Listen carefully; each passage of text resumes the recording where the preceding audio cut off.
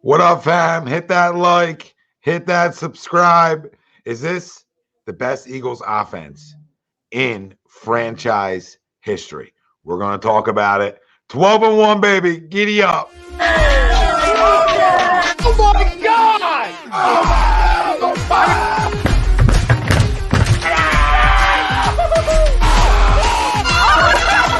embarrassed. He's flying. Welcome in. It's almost time.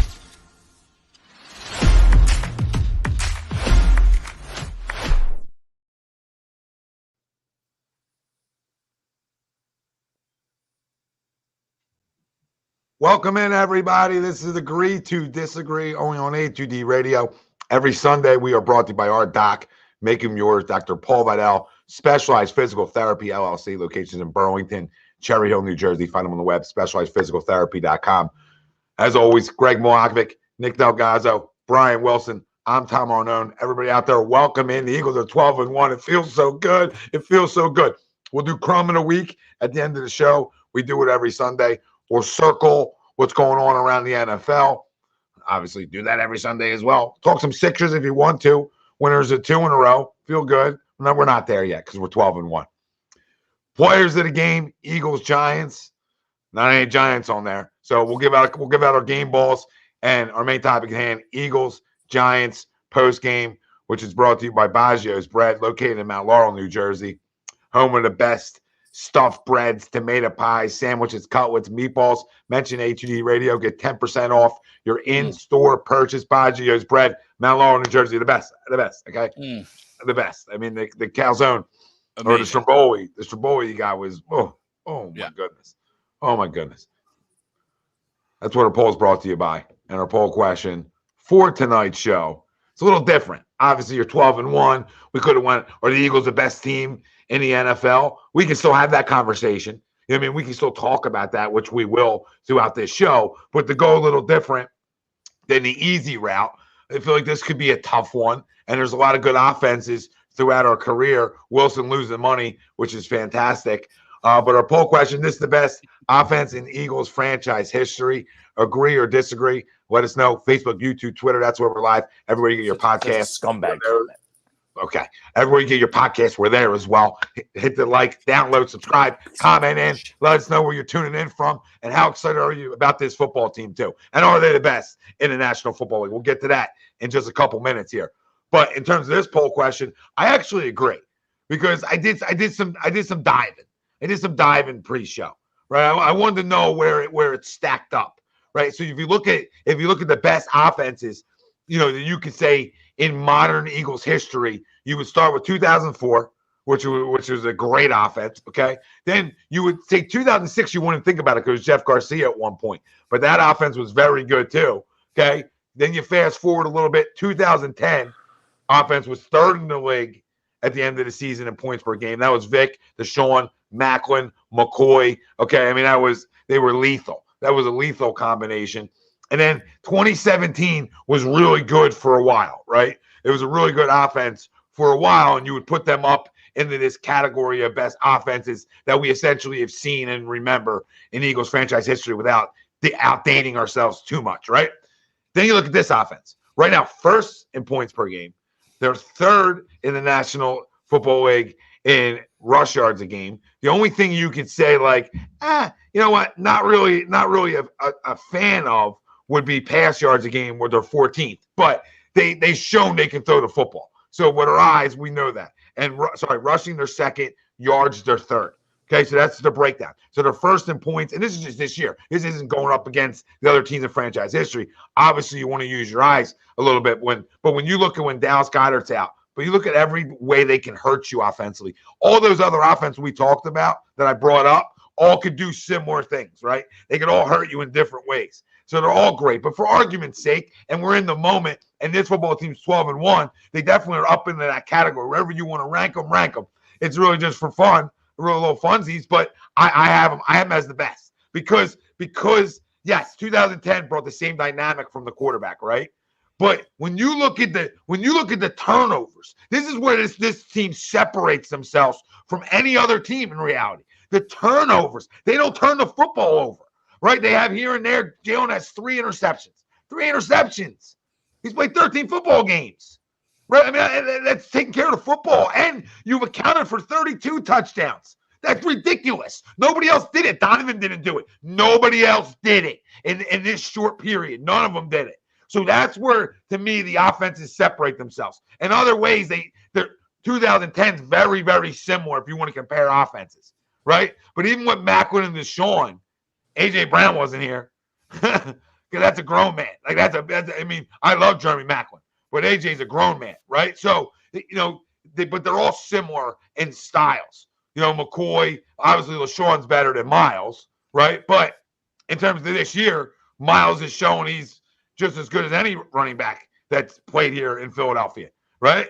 Through 13 games, over 1,000 yards. Didn't take him 17 to get there, right? And 11 touchdowns. So, and finally broke one in the house this week. So I just look at this offense. It excites me. We're in the moment. But the difference to me and what separates this offense from every other offense we watched, outside of 2004, because Donovan always took care of the ball well, but he didn't account for this many, I don't believe, this quick, which he might have.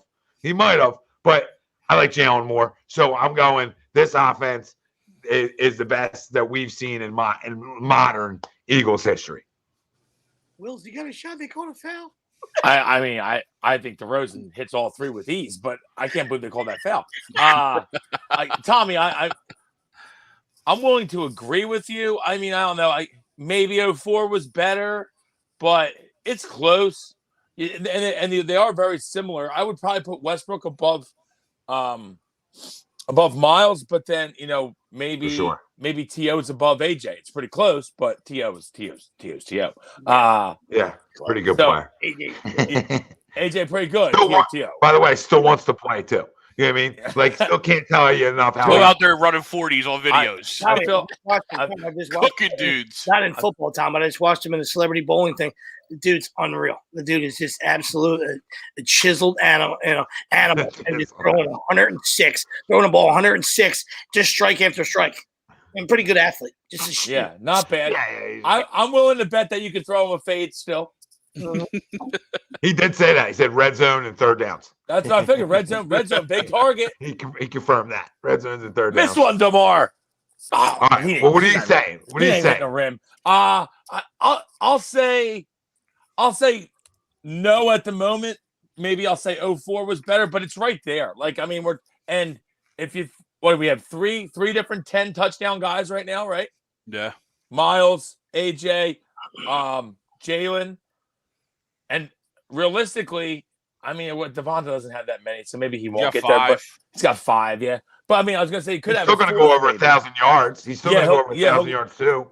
Granted, there's an extra game now, so it's a little easier. But yeah, he's probably gonna go for a grand. And I mean, I don't know. We have probably a better O line right now than we had in 04. I mean, and we had a good O line then. Our O line, that's tough to say because our O line was stacked. No, the Eagles every year for a long time have had good offense, good trenches. But these guys are road graders. These guys are absolute road graders, and they can do whatever they want. They put their hands on you. This is grown man stuff. These are grown men, right, with other grown men, and just they do what they want with them. I mean, that's tough to move grown men around. You know what I mean? Like, you ain't playing. This ain't JV shit. You know what I mean? These are grown men that say, hey, listen, I'm going to take you here. I'm going to take you where I want to. You know what I mean? Like, moving grown men against their will. Yeah. I got trouble doing that with my dog. Like, I got trouble doing that with my dog. You know what I mean? These guys are moving grown men around. It's just, there's a special O line, so it doesn't, take away. Really special. It doesn't take away from the specialists. You know what I mean? The specialists are doing exactly everything they're supposed to do. You know what I mean? So, but this is, man, you went up front, and it's nice to have that kind of protection and those kind of holes. You know what I mean? But you still got to hit them. You still got to, there's other teams that have good lines too. You know what I mean? And they don't put up stuff like this. So to Tommy's point, Mahomes, Mahomes in a lot of people's eyes is the best quarterback on the planet. Another three picks today. You know what I mean? Like, Jalen just doesn't do it. He just doesn't do it. You know what I mean? So and obviously the Chiefs still won. Oh my God! like you see it anywhere else. You go around and you're talking about 13 games right now. So whatever sample size you want to say, but you watch around, you watch Red Zone, you watch this. Every week, a quarterback has a bad week. Jalen has never had a bad week in 13 weeks. Okay? Yeah, grab some more, do whatever you got to do. But nobody has it. You're right. Struggling in 13 weeks, especially since it might be done different. It might be done a different way, right? It might be done a different way, Sweeps, but he gets it done, right? To your point. Not that different though. Recently, Greg. I think since I'm just saying, like in terms of passing versus rushing and stuff like that, right? You know what I mean? Yeah. Well, that's what I'm saying. Since week 5, though, I believe he's got. Are you kidding he's got me? That's 11 against the our biggest weakness early on was against the blitz. Jalen struggled. He had like a really bad rating against the blitz. Since week 5, his rating is spectacular. It's the best in the NFL versus the blitz. I think going into today, he had 10 touchdowns. 1 interception with like a 70 completion percentage since week 5 against the blitz. Yeah. Quickly, he threw for 217 today. If they weren't up big and it wasn't raining, he might be going for 340 today because they were on cruise control. They were on cruise control the second half. Yeah, they were on cruise control. And he was dropping dimes again, by the way. And I said to my dad, you know what? It's official. This dude, it already was official, but it's even more official. He just keeps checking off boxes, right? I mean, today's effort was. Dude, they're big time throws. I mean, this isn't running around, blah blah blah. These are big time throws. Some of them weren't completions, right? For etc. But some of the ones on the sidelines that weren't completions were dimes, right? We talk about where they had to be, right? It was us or no one. Yeah, I mean, he's been tremendous. But go ahead back to the poll. Absolutely, like I said, it's just when they're and that's probably why I would say maybe. Me as a dinosaur, I usually disagree to stuff like this because in this generation, that's what it's mostly, you'll probably get 95% yeses because it's, that's the generation we live in. Like everything is bigger, stronger, faster. And back then they wore little tiny shorts. I don't care. Jordan can wear anything he wants. He wear a fucking tutu. He better than LeBron. Little LeBroners. All right. So just want to let you know that. Right. So, but what I mean? So normally I disagree with, this kind of stuff in this, in this generation. But I mean, the facts are the facts. I mean, this is an offense. I'm not saying it wasn't like that in the other years, when Eagles had good offenses, but this offense right here, if you give them an inch, they will cripple you.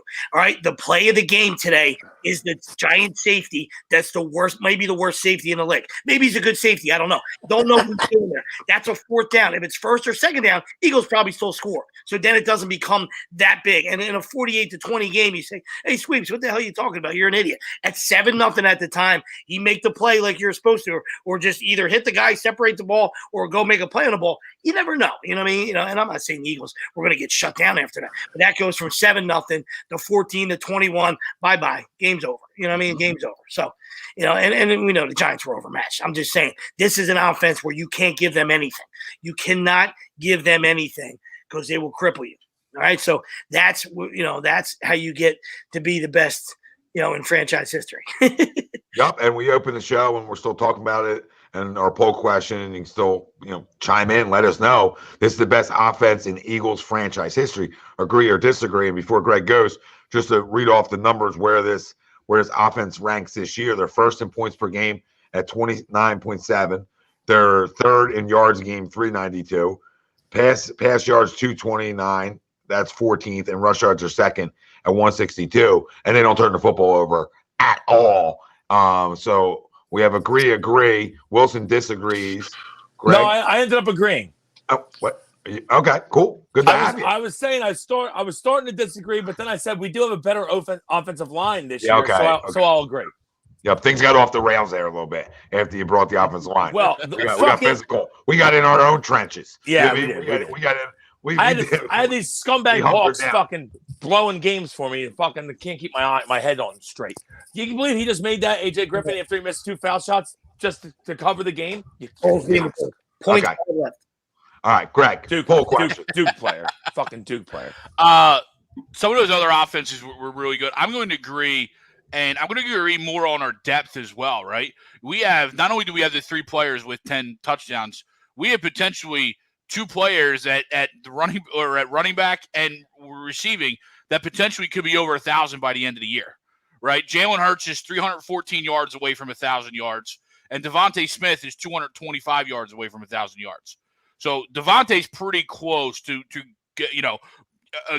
making sure that happens. Whether Jalen gets there or not with the end of the year is probably going to be the only one that might concern, just because how much do we have him running towards the end of the year just to avoid hits and stuff like that. But those other offenses that we've had didn't really have this depth, right? You had Macklin and you had Jackson, sure, but then you only had Shady at the running back position, right? You didn't really have another guy to back you up there. Now, granted, that's coming from our quarterback. Michael ran pretty well. What's that? Michael ran pretty well that year too. Well, Michael, yeah. But I don't think he, and I don't know that for sure, but I don't think he ever got over 1,000 yards. And then Jalen's also then going to throw for 4,000 as well, right? So, and the other thing I like about this offense is not only do we see them beating you different from game to game, right? Rushing for 300, 400 yards against the Packers, throwing for 400 yards against the Titans, right? You can do that game to game, but also within the game themselves, they can go on a grinding 14-play drive, or they can hit you quick with a one-hitter, right, or a two-hitter, and just bury you right there too, right?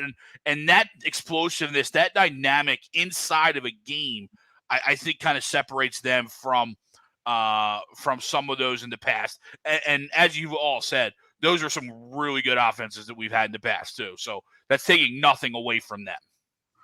No, you never want to take anything away from when you have these conversations, because it's just opinion based on what you think is better in different ways and how they can attack you differently. And I think what you said about how they can attack you, if you want to have a big play, they can do that. If you want to have to grind it out, and they can do that. You whatever kind of game you want, we talk about it all year. Whatever kind of game you want to get into with them, they're built for it. They're good. They're not a game like everybody talking about San Fran's defense. They're great. They're great. They're great, but I'll go play them any day. You understand? I'll go play them with this football team and our offense any day of the week, even when they are fully healthy as a roster. And I looked at every team around National Football League, and I said, I'll play it. Kansas City, I can score with you. Buffalo, I can score with you. All these teams that are really good football teams too, I feel like I can play with you. It doesn't mean I'm always going to beat you. I just feel like that, hey, whatever type of style game you want to get into with this offense, they're built for it. And I think when you say that, around the National Football League and you talk about teams that are built like that, they're the teams that are usually left standing at the end of the day. Oh yeah, 100%. Absolutely.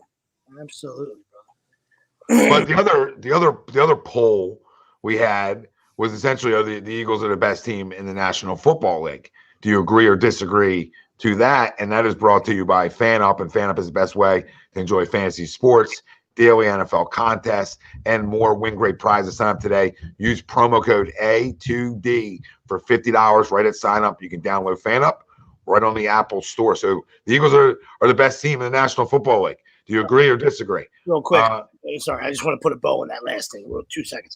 Bow it up. Teams you were comparing to, there's no prize at the end. You know what I mean? So sometimes if there was a prize at the end, that's probably where I would have disagreed, even though I think this offense is better.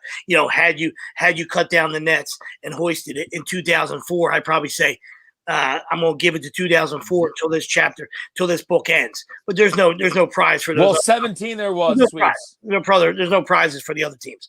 So 17 there was, but we kind of fell off after the Carson injury, though. Yeah, no, Tommy did mention it. Okay. But we did fall off after Carson's injury. We didn't really play great offense after that. So I would agree that it wasn't as explosive. It depends on that year worked out for Carson. Like you go win it. Because that offense was. Oh, we were clicking. Yeah, we were clicking.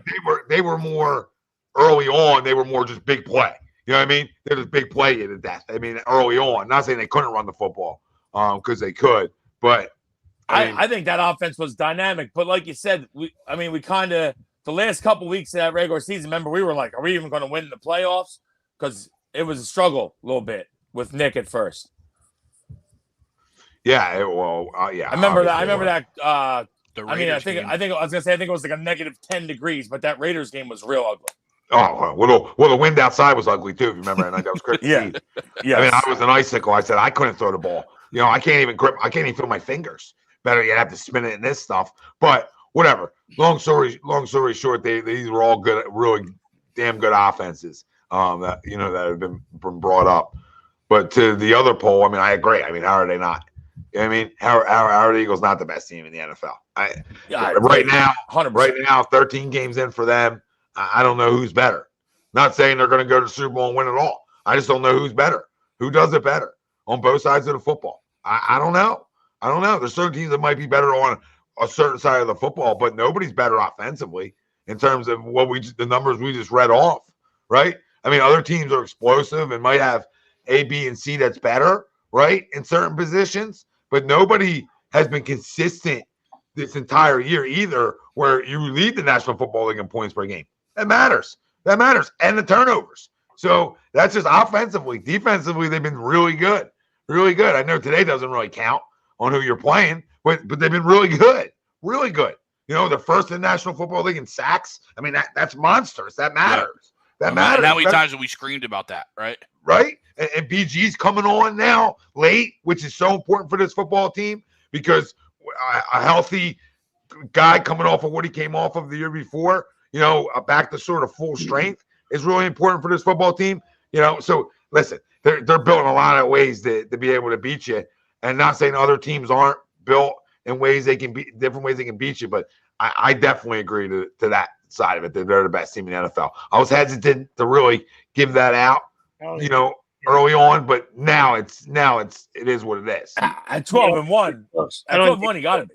I don't even think it's close. So yeah, I was gonna say no one's even close to us. You probably get the argument, from the Chiefs puffers and the Bills puffers, and that's okay. I mean, that's they can what we like to call in the business honorable mention or receiving votes. They can receive votes. I mean, of course. I mean, there's plenty of people that don't know what they're talking about. But you're talking about a guy that's not even an Eagles fan. It's not even close. Just use your eyes. Right? They've been the best team from pillar to post, and there's some football that needs to be played, but come on, it is what it is. It's and that takes nothing away from them because I also get the argument when I say, hey, listen, the NFC's down, it feels like the NFL in general is down, but that's nothing. That takes nothing. Then I get the old, you're taking away from the Eagles. You're being mean. I'm not taking away from anything. They're awesome. You know what I mean? But I think if you would have to be, completely with green goggles on if you don't think that the NFL's down. And if you don't think the NFC is horseshit. That has nothing to do with the Eagles. All right. This isn't raining on anybody's parade. They are fantastic. All right. And very well, if the rest of the league, was pretty good, they'd probably be doing the same thing. I'm just saying, you look around, and to Tom's point, and that's a little bit of bravado and that's a little bit of swagger. And that's what you should be built with. All right. But there ain't anybody coming to town, all right, with Santa Claus or ho, ho, ho that you're scared of. And you ain't scared of nobody. You know what I mean? So, you're talking about the Niners, your trip, right, to get a chance at the other two big boys will be either the Niners or the Cowboys. So and they'll be at home. Giddy up, exactly, at home. So giddy up, all right, and that's what it's all about. So and the other two teams sweeps that. Yeah, and then you get a chance at the other getting two votes or whatever you said. Yeah, would only be a bowl. I mean, that would only be in the bowl. Yep, you get a chance. Absolutely, 100%. Yeah. The two air quote big boys out on the AFC side of things. You're not seeing the Super Bowl, and the only teams that really none of them scare you. I mean, the best teams in the NFC are literally the Cowboys. Dallas and 49ers, yeah, and the Vikings a little bit. But Vikings don't scare me though. No. I'm not saying scared. I'm not scared of any of them. I'm just telling you the best, the teams you're probably going to face. Yeah. Oh no, for sure. Maybe whoever wins the South, but that's a walkthrough. Carolina. But to me the Vikings. The only two teams in the NFC that even have a shot to beat us, I think, and we would have to play not our game. Probably turn the ball over, but would be the Cowboys and the Niners. I don't think any other team has a shot. First of all, Kirk Cousins scares nobody. The Vikings have won those 50-50 games, and once again, it's a winning league. All right, so you're supposed to win football games. So I don't take anything away from them. I'm just saying, looking at my eyes, they're talented. They do nothing for me. All right, they don't move. I agree. I feel like their defense was better years past. The Niners and Cowboys way better than the Vikings. Oh yeah. 100%. I went as far as saying today, which once again, people think it's a shot, but when it's all said and done, you know what I mean? And you'd be surprised, and people think I'm crazy. But and the Eagles still have to go to Dallas. I think if they win at Dallas, then that becomes the one. But to this point, right, very well, the Eagles' best win might be the Lions, and people laugh and say you're full of shit. Okay. Right? Where's the other one? It could, your only other argument for anybody would be the Vikings. And that, once again, it's not a shot at the Eagles. I'm just telling you, that's actually credit to Dan Campbell for what he's done. But, you know what I mean? Like, when it's all said and done, Vikings was a home game. Yeah, there's still weeks to play, though. I think, when it's all said and done, if they win in Dallas, then, of course, that one will be number one. But if they, if not, it could be, it could be the Lions. Yeah, and you look at Minnesota too. You look at Kirk Cousins' line today, stat line, 21 of 31 for 400 yards, right? And then Jefferson, But what I'm saying is, you look at those two stat lines from your two star players, you should win that game. To our points, right? Like, to where Minnesota is kind of just, they're there, but they're just kind of there. Like, you have Jefferson, going for 230, and Kirk Cousins throwing for over 400. You should win that game on that's why stats lie to you, though, Greg. That's why stats lie. Because you can go up and down the field all you want. You got to score. You got to put the ball in the end zone. Yeah, Lions dominated. Well, yeah, they couldn't score.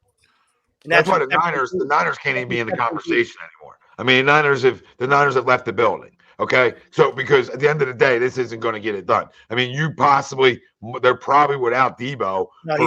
He's okay. One. That's a high ankle sprain. And it's 4 to 6 usually high ankle sprains. So, which is fine. He's projected to come back, but how does that linger? Does that bother him? But they're also doing it with let's be real. And it's a cute little story, right? But I don't know how long that's going to last for. What's going on with Purdy? I don't know how that's going to last. And maybe it does. Maybe it does. Their defense. Jimmy G might be back in the playoffs. We'll see how that goes. I'm not even the least bit worried about playing them right now. Not even a little bit. I mean, I don't want to play them at all. I don't know. Have you been watching them play? You're so scared. I don't know why you're so scared. I'm not scared. Their fucking defense is legit. That's why. Great. It's great. You still got to score in this league, and I don't know. They're not going to go up and down the field against us like they're doing with. They're not going to go up and down the field, but they got weapons. I'm not saying they don't. Everybody has weapons, Brian. Right? You know what I mean? I'm just quoting on your little writing them off comment that you made right there. That's nonsense. That's nonsense. I'm not sold on it. That's a great defense. Okay, I get it. But you're scared of them?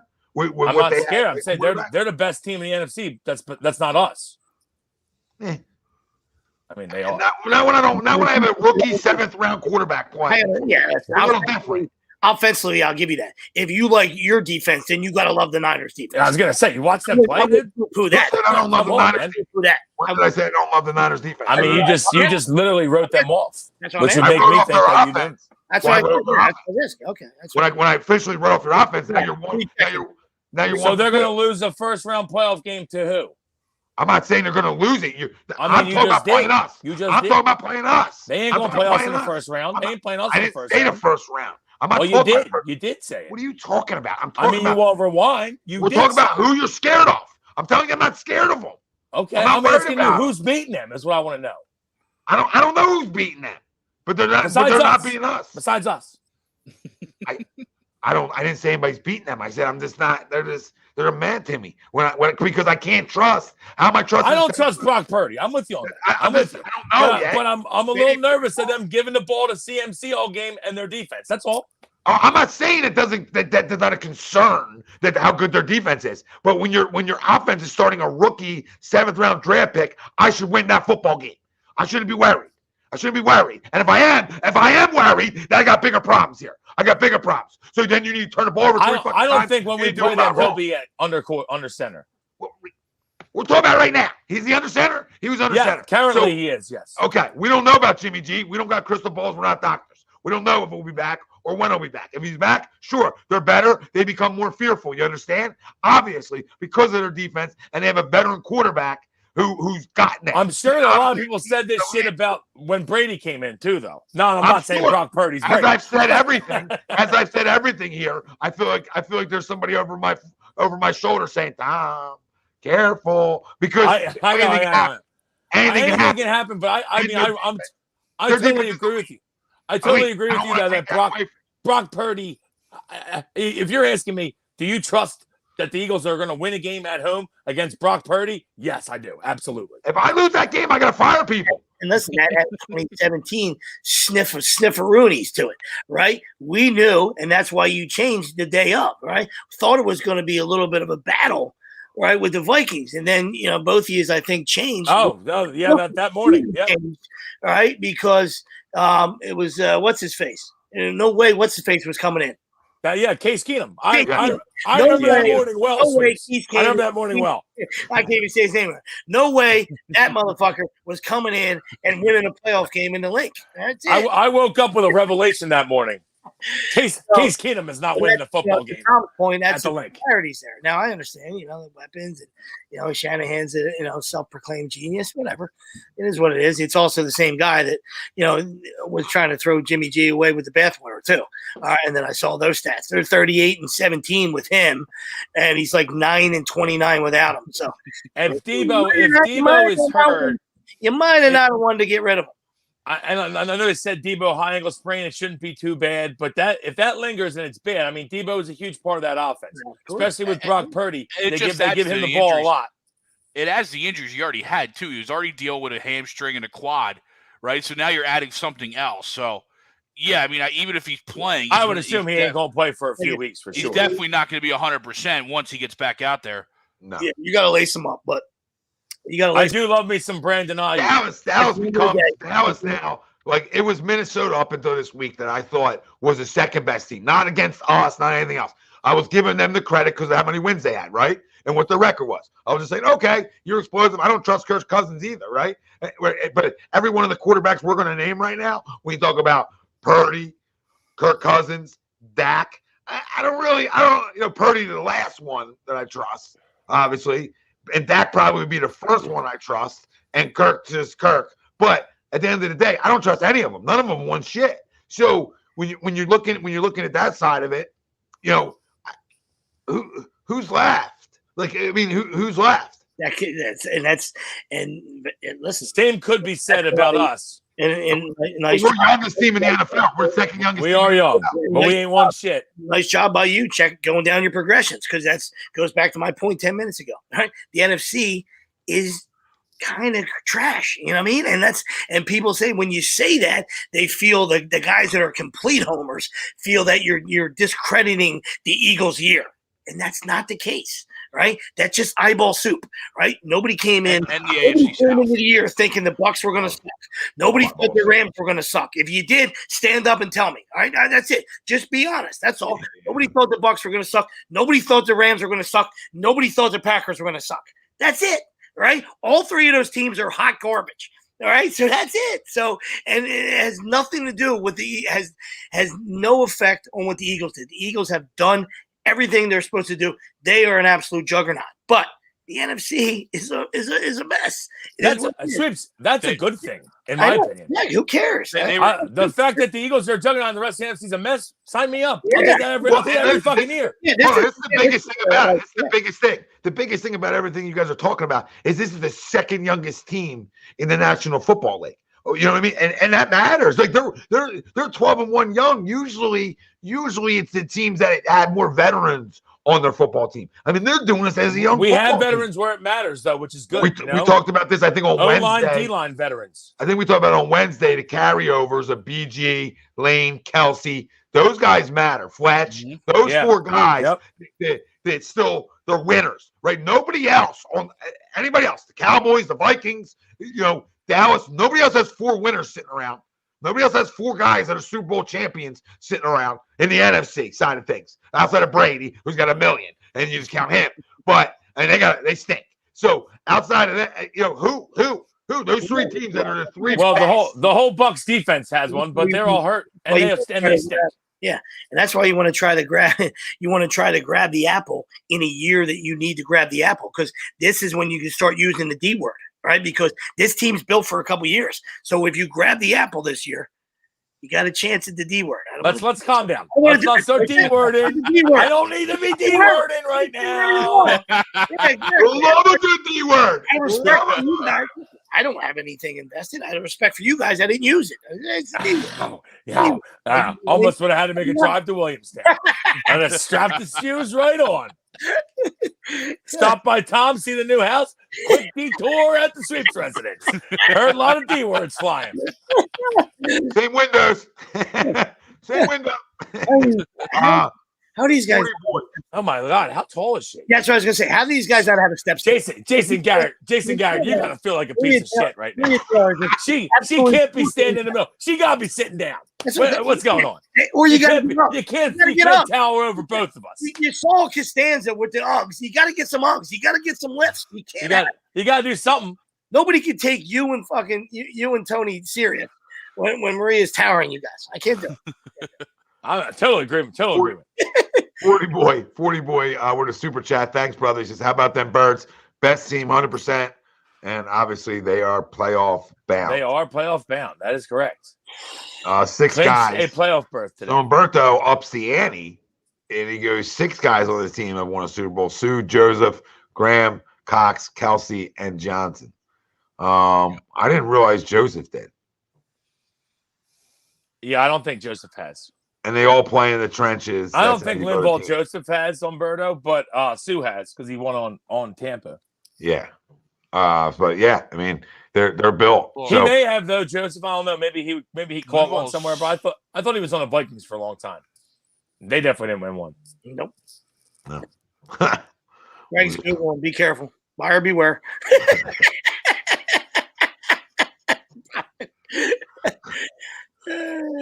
Appreciate you. Yeah, I'm waiting on this. Appreciate you. You won 4 of them. Yeah. And he's 26. It's amazing. Yeah.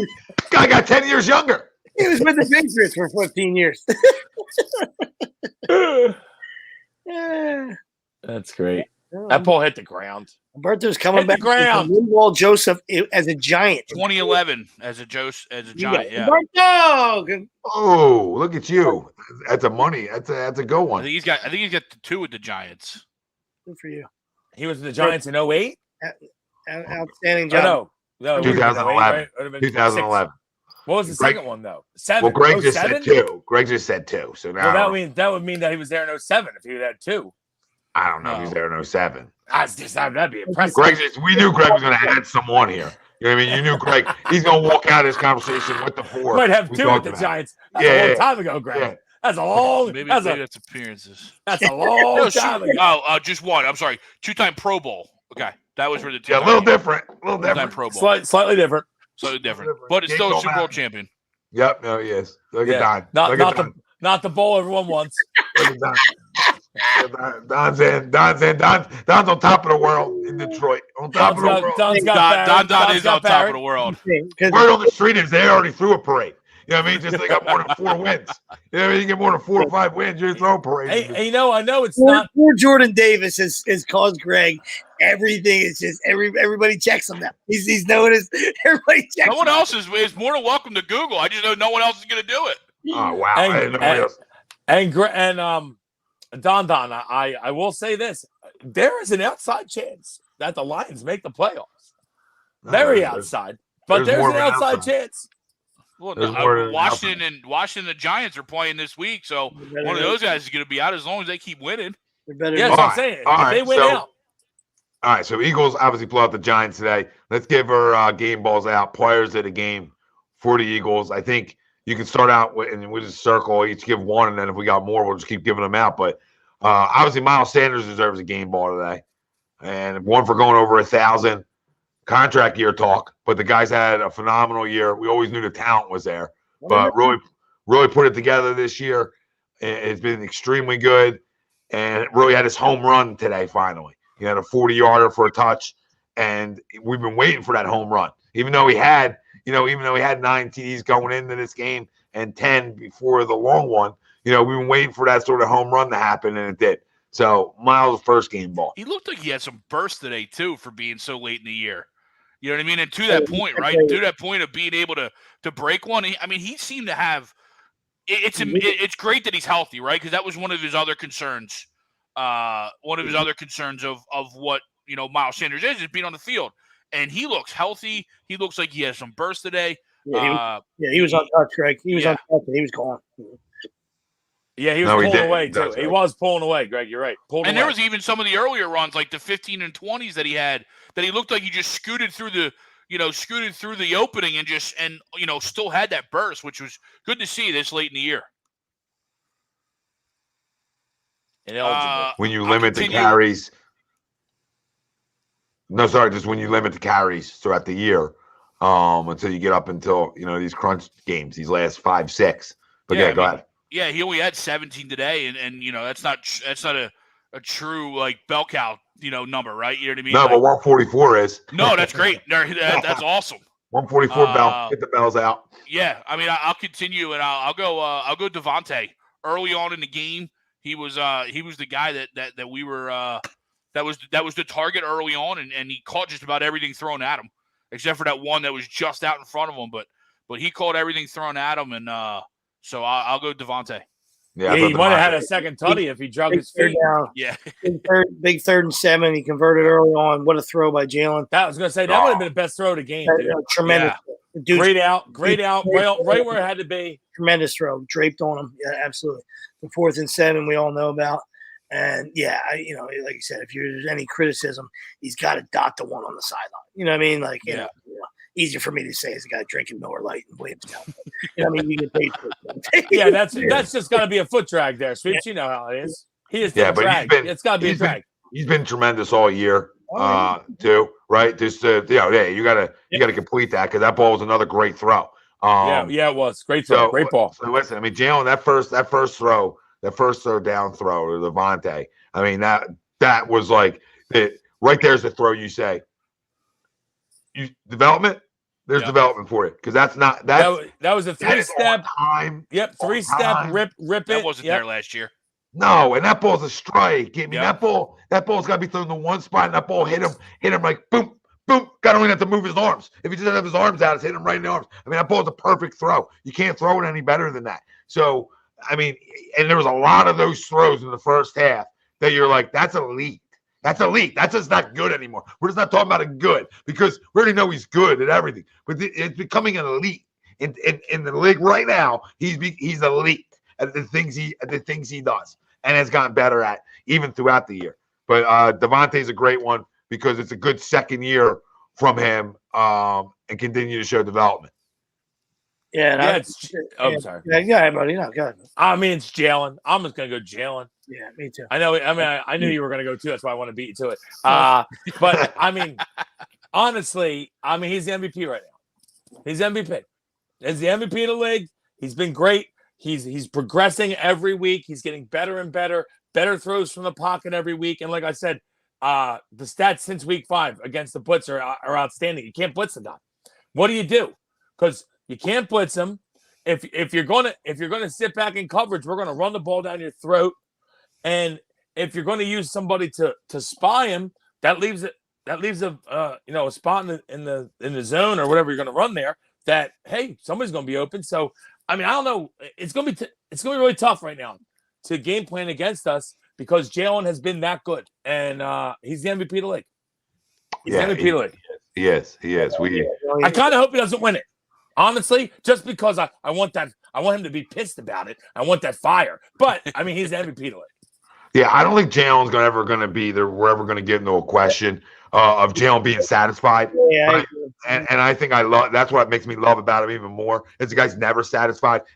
He's always talking about being better and getting better and a chip on his shoulder. And I love that. I love that from my athletes that are talented, that always find it, always lift up a rock, always looking for somebody to say something you can't do, and then watch me go do it. Watch me go prove you wrong. What we've watched now going into his 3rd overall year in the NFL, the progressions that we watched from Jalen, forget just Jalen Alabama to Jalen now. Even going to Oklahoma, we saw growth, right? But now and then in the league, where what Sweet said, all the best of the best are, right? The growth, the progressions and the growth we saw from year 1 to year 2 per se, and year 2 to year 3, which is probably arguably one of the biggest jumps from sophomore to junior year, right? When you see other jumps in high school sports, college sports, etc., this jump is ridiculous. And with that kind of thing, man, this guy is not only the MVP of the league, he's a special guy that we're going to have for a long time here. And he's always going to be able to run around. So there's never going to be 8 years from now Jalen can't run. You know what I mean? And so I just want to confirm that with the people. That's a guy's going to be able to run for a while. So I know people say oh, his style won't last 10 years. Okay, I've watched other guys with his style last 10 years. One's playing in Denver, he lasts a lot longer than 10 years, right? So it's about how the hits you take. How you know what I mean? It's about you can get hit, dude. Everybody gets hit. You can sit back in the pocket, you get lit up. So sometimes it's better to be delivering the hit, running the football, than it is sitting back taking a blind side. So I don't want to hear his style can't play 10 years when even two guys that played here in Philly style lasted 10 years. Donovan McNabb, Michael Vick, two guys who played here, right? Both styles lasted 10 years. So, I think that's a ridiculous statement. I said to this guy. Well, usually they stop running a little bit, Tommy, only because they get better at going through their progressions and making plays with their arm. That's usually the only reason that they stop running a little bit. I'm just saying he's not going to lose the ability to move around. No, absolutely not. Plays with his legs. He had a good slide today after he broke out for a first down run, which I'd like to see him do a little more of, just because I don't want him to take as many hits. Yes. And the reason why you have to have that argument, scoot out.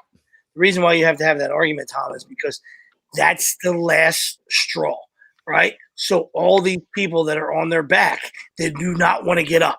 Do not want to get up and do not want to give this kid credit. So they are just absolutely grasping at everything.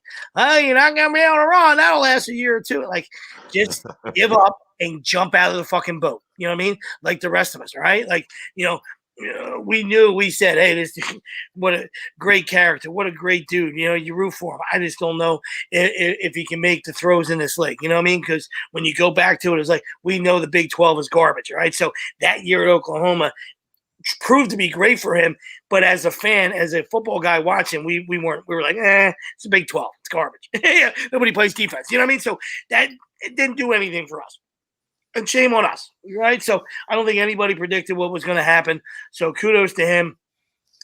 To Wilson's point earlier, I think the kid will never lose the chip on his shoulder. You know what I mean? So it doesn't matter how much he wins, whatever hardware he wins, he's going to just want to keep winning, the ultimate goal. And then he just wants to keep winning and winning and winning and keep producing so he can shut people up, because you can see even in a 12-1 year, people are still hanging on to, is a system guy. This is perfect for him. This is gimmicky. It's just give it up, man, and just watch and just root the guy on. And he's making all the best. He's making all the right calls. If you're an Eagles fan, shame on you.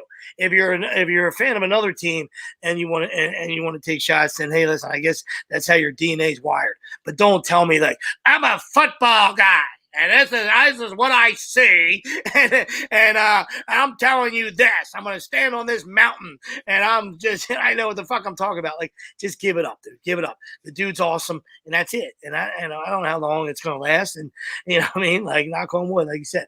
I don't know, all right? But the kid shows up every day. We knew his character. We knew his makeup.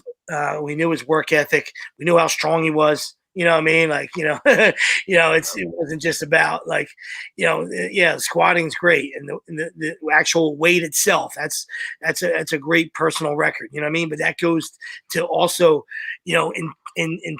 internal intestinal fortitude. You know what I mean? There's plenty of guys that are strong, but they don't want to push themselves to that. You know what I mean? And they might do 2 reps or something. That guy, like I said, I'm just saying, getting off tangent here, but that's a grinder. that goes to his makeup. You know what I mean? Like there's plenty of guys that tap out. You know what I mean? And you know, and there's plenty of guys that are bigger, stronger, faster. And we see that, you know, they got no heart. They got no integrity. They got no work ethic. You know what I mean? And they want everything handed to them. So, you know, for this kid, it's just great to see, man. Good for him. And like I said, there's a lot of football left, but you know, it's awesome. And I was, you know, just for today's point, just once, you know, everything Wilson said, the reason why I would choose him is this is, you know, last year, this game was a house of horrors for him. You know what I mean? Yeah. The Eagles wound up winning, but we know what kind of first half it was, and it was a house of horror for him. And they won it late. You know what I mean? But you know, he left no doubt today. And it was early too, so right? Like it was almost like, I don't know if you won late. I thought you won late. No, we lost that. No, game. this is the one we lost. Okay. Yeah, we did lose. Yeah, the one we won late was Carolina. Gotcha. But one thing about Jalen. Jalen's always been a winner. I thought you hung on that. Right? Jalen's always been a winner, guys.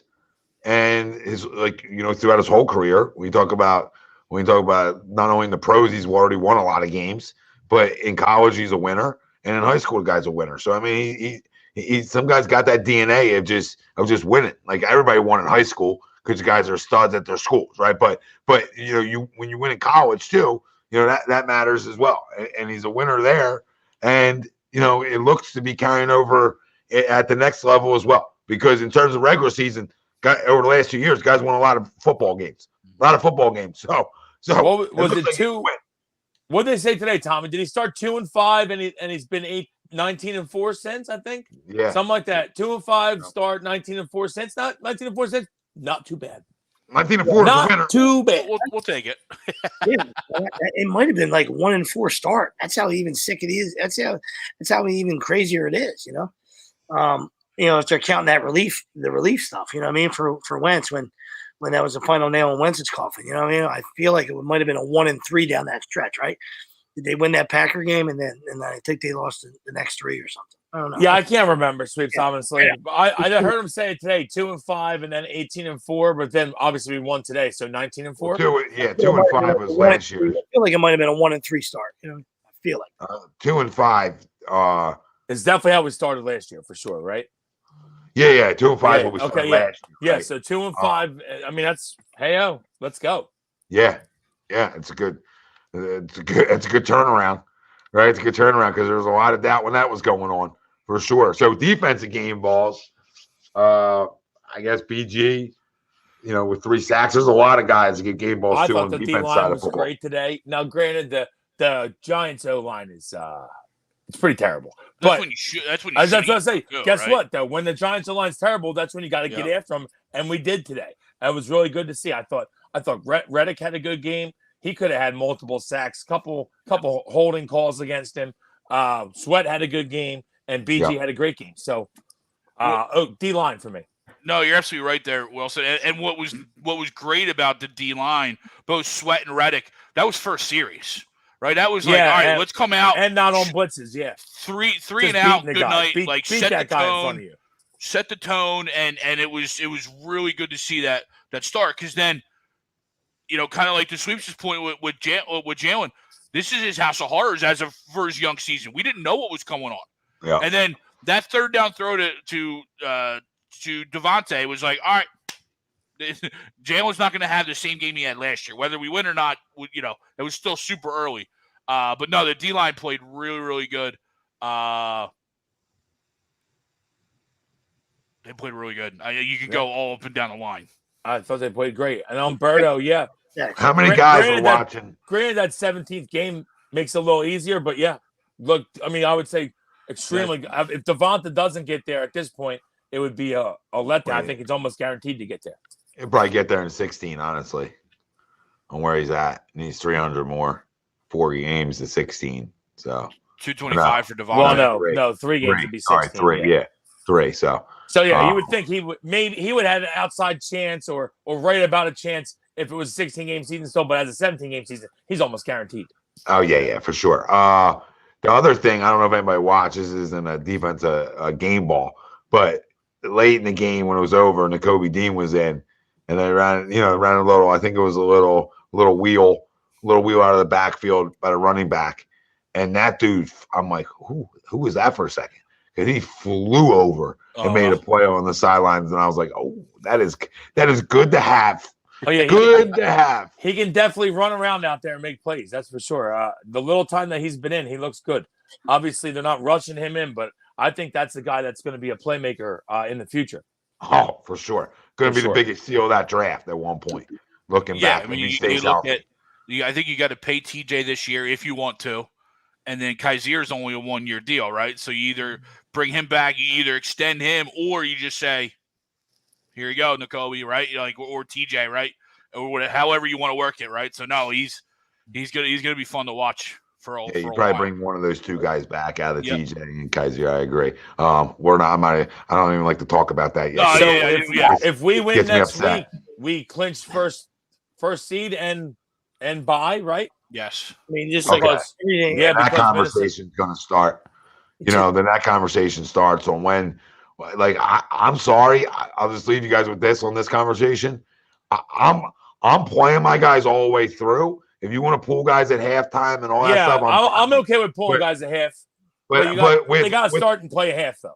With a bye week already built into this, you got to take the snaps. And only the 1 seed gets a bye, which is huge. Yeah, huge. Yeah, it's huge. It's huge. But then we could clinch so early the 1 seed, right? That the problem lies at is that then you don't want to start. You want to rest guys like and then you may have guys 2-3 weeks off. You don't want to get into that territory. Starting to get into that old Indianapolis Colts territory when they used to, the South stunk and they used to lock the division up early with Peyton.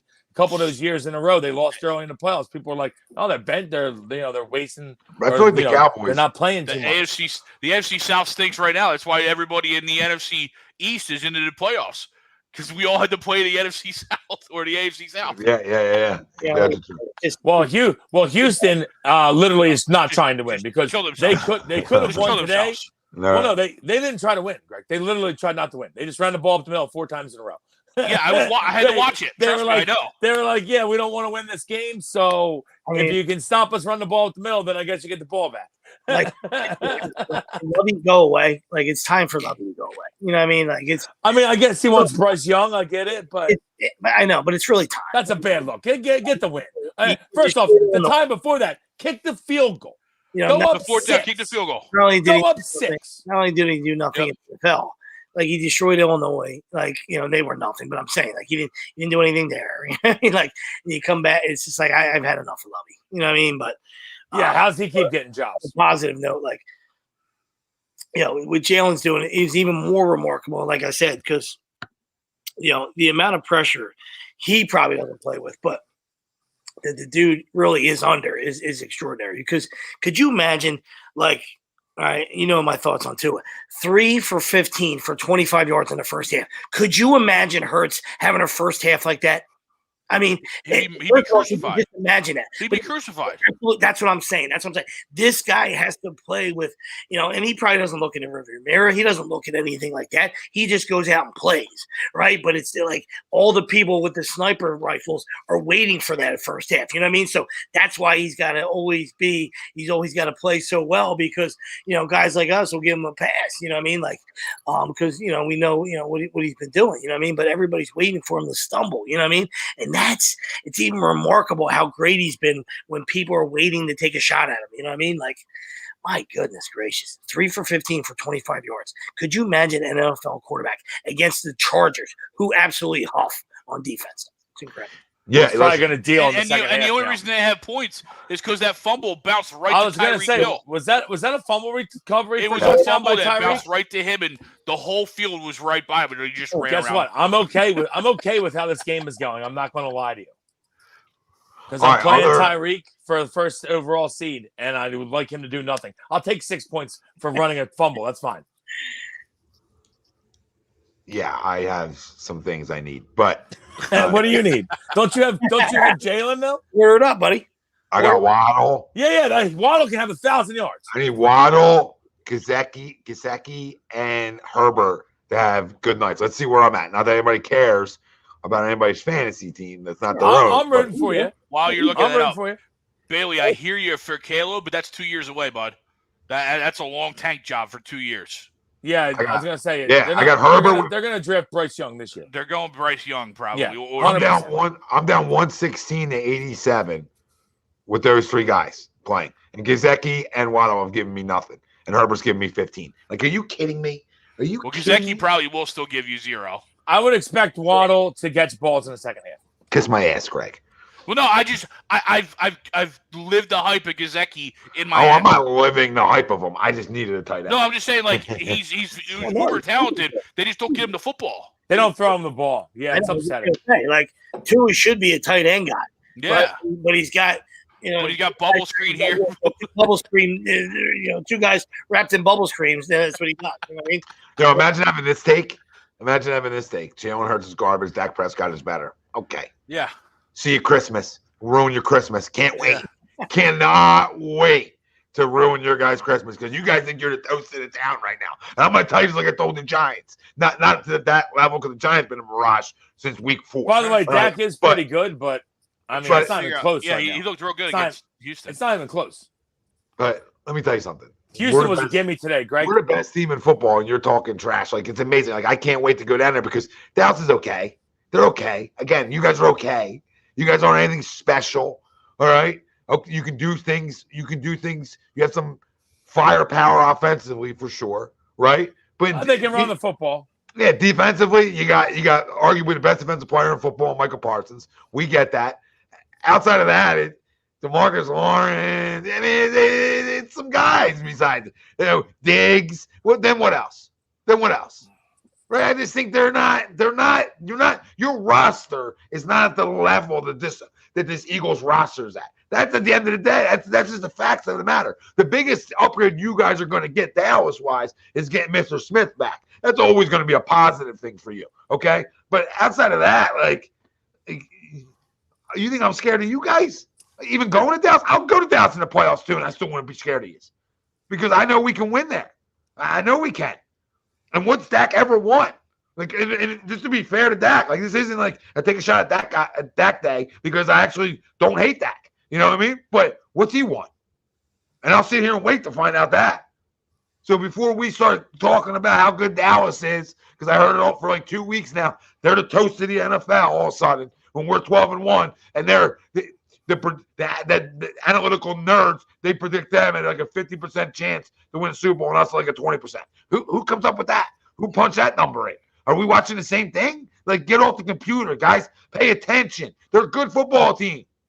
This is better than good here in Philadelphia. It's better than good. It's better than good. Can you call it great? No, because the end result, we don't know what that is yet. But in the moment, are they great? Yes. In the moment, they're great right now. Right now, they're great. Can they finish and be great and hoist the Lombardi? That's a conversation that we got to find out. But right now, they're great. Is Dallas great right now? Is Dallas great? You guys watch Dallas say, that's a great team. That team can't be stopped. We can't be stopped, and we have a top 5 defense. We said before the year, if our defense was top 10, how good we could be. Top 5's even another level of defense, right? And then you factor in you lead NFL in scoring. Who wants us? Because I would love to know who's knocking down the door to play the Philadelphia Eagles. I need to know those idiots because I got to then steer clear. Like, I want to see them and then get out of the way. I'm dodging and weaving. Okay, I need to know the idiots. This isn't Tom being a homer. I give Dallas credit when it's due, but this is top to bottom the best roster in the National Football League. The best, top to bottom, from trenches, everything throughout it. Name a better one. I'll sit here and wait for a better roster. Overall, I don't think you can. There isn't. But your comment on that they haven't won anything is we also haven't won anything. But I hear you. Well, no, we don't have the same quarterback. Well, I mean, quarterbacks. Dak hasn't won anything. Jalen hasn't won anything. Jalen hasn't played as long as Dak. Dak's had chances. Dak's been 13-3. I'm just saying we haven't won anything either. I wouldn't make that. We've won something before they've won something, okay, or after they've won something, or whatever you want. More recently, for their team, yeah. I hate the Cowboys, but the Cowboys aren't bad. We had this conversation, Brian. Though, as a football team, we have guys here who have won and have won here. They don't. No, I agree. I'm with you. I meant the quarterback combo. Well, he hasn't won anything. Yeah, either one. He didn't win anything in college. Jalen did. I mean, Jalen didn't win anything in college either. Well, yes, he did. He got benched in the national championship that they won. I'm not going to count that. So, I won't count that. Then he came in and won. Then he came in to win the SEC championship game. He lost the national championship, though, right? We're counting SEC championship wins. Big win. I mean, that's not a big win. It's a big win. It's a big win. It's a big win. It's not the biggest win. Well, he's a winner. Brian, is he a winner, Brian? Did he win something? Was he a part of it? Was he a starter at one point? I'm just saying, I'm not going to – you tried to answer that he won the national championship in the game he got pulled. I wouldn't start going there. It's Brian Dable's fault. Brian Dable paid for it today. You know what I mean? That was Brian Dable's fault. Brian Dable's the offensive coordinator. So, hey, Brian, I do like 48 that. Feel? I do like that. I do like that. But no, I mean, listen. Listen, we're awesome. I'm just trying to play devil's advocate to you. But play it all day. But you're not going to win this argument because the other guy, listen, Dak is a very good quarterback. Dak's pretty good. Yeah, he's not bad. I wouldn't say Dak's great, though. He's pretty good. No, but he hasn't won shit. He's had opportunities to win and hasn't won. He's been one and done plenty. Does he have one playoff win? Does he even have a playoff win? I think he has one. Greg, I swear. I was going to ask if he had one. He might have one. He might have. I think he's 1-3. So I mean, that's. But does he even have one? Because wasn't that Romo when they had the drop with Dez? Right, that was Romo. Isn't that the last time they won a playoff game? 1-3. 1-3. Oh, I'm here all day. I'm here all day. You know what I mean? No. Who did they beat? For a reason. I don't even know. Nobody good, probably. Yeah, I'm not going to count it. I'm not going to count it. 0-3. He's retracting the dump. He don't even know the team yet. We didn't even get to the team. He's retracting. I can guarantee it's a shitty team. Oh, yeah, I feel like it is, too. It might be Brent said Detroit? Was it Detroit? Aside from his lone 2-point win against the Seahawks. Seahawks. In the I was wild thinking card that. round, Prescott hasn't performed well in the playoffs. Yeah, garbage. That was after the Legion of Boom was gone. Yeah. Retracted. Never mind. Jalen's one more. The Niners with Garoppolo will give you your biggest test. They don't have him. So that would be the biggest test. Outside of that, there's no real test. I've watched every Eagles game since 1988. I'm well aware of what's going on. Dallas will always be a test because it's divisional. No matter who's that much better than who's better on paper, blah, blah, blah, blah, blah, blah, blah. Right? It's always going to be a test. I just fucking hate Dallas. But I'm not going to sit here and say that they're trash because they are a good team. But I would say that I don't think that I think people think Dak's better than he is. Oh, he gets jerked off right yeah. National And now media. I do like Tony Pollard a lot. Tony Pollard can play. Their offense is good. But and we seem to have some issues with Zeke sometimes. But honestly, I like our matchups with them this year. Well, listen, we're revamped, baby. Like I really like our matchup with them this year. Nobody has a defensive line in football like us. Nobody around the National Football League has a defensive line this deep. And the best way to combat Micah Parsons is to run the ball right at him. And we did that. We did that when we played them already. We already showed you we're gonna run it right down your throat. You want to get your beak wet really tonight? How wet do you want to get your beak to DeMarcus and Micah Parsons? All right, and I love Micah. Because we'll run right at you all day. Love Micah, but I know you'd rather pass rush, Mike. Oh yeah, he don't want to play the run. You want Mulata and Lane? You want Mulata and Lane up in your grill? Listen, that goes back to the swagger comment. You know what I mean? Like, you shouldn't be scared of anybody. All right? I'm just saying, like, at 12-1, you shouldn't be scared of anybody. You know what I mean? So we just laid out that there's two teams that, likely will be your opponent. You know what I mean? Like, yeah. I mean, if I had to guess, I would say that the Niners or the Cowboys. That's it. Yeah. Most likely opponent. Would love the Niners over the Cowboys. Because that'd be the third time. I don't like 3 times. Right? I don't like 3 I'll give you on that. Well, it depends on the second. Depends on the second game. If we win in Dallas, I would rather not see them a third time. I agree. I don't want to see him either way because I'll be nervous, right? Because either I lost to him and I'm scared I won't beat him, or I beat him and I'm scared. So either way, I'm scared. I'm like a scared dog. Like terrible block was playing in the corner. Honestly, in the corner, and I'm just shaking. I'm pretty sure that they've scored a total of 6 points think they scored a total of 6 points in the last 2 years against Tampa Bay. Would love to see them. Would love to see Tampa sneak in and play Dallas in the first round. Would love it. Would love it. And then I'm scared that someone's got to win that division. So. And then I'm somebody got to win Brady in the second. But no, and they're going to host a playoff game. That's sad. Yeah, and it would be Dallas. It would be the top wild card team. Yeah. Can we save this clip right here from down the road? Just remember this timestamp at 1:09:24 that it would be so fitting, right? It'd be so fitting. Tampa gets in. They beat Dallas. We play Tampa. Oh, he can't read a defense. Carson roll job. Yeah. Oh. Thanks for stopping by. I would love to see Tampa. We'll kill Tampa. My goodness gracious. I knew Tampa was going to kill us last year. We'll kill Tampa this year. We'll kill them. Goodness. I would love Brady can't even move. We might kill him. We might kill him in the game. Put him in the booth already. Mr. Can't read defenses. Yeah, Mr. Can't read defense throws for 320 on you in 3 touchies in 25-degree weather. Because I'm sure that's what we'll be smelling around that time of the year. Might even be 20. I'm being generous with the 5. You know what I mean? I don't even know. But listen, this team's so much fun to watch. It really is. It's gotten more fun as the season's going on, honestly. And, you know, whenever they were questioned this year, which was like one time, right, they responded in a hell of a way.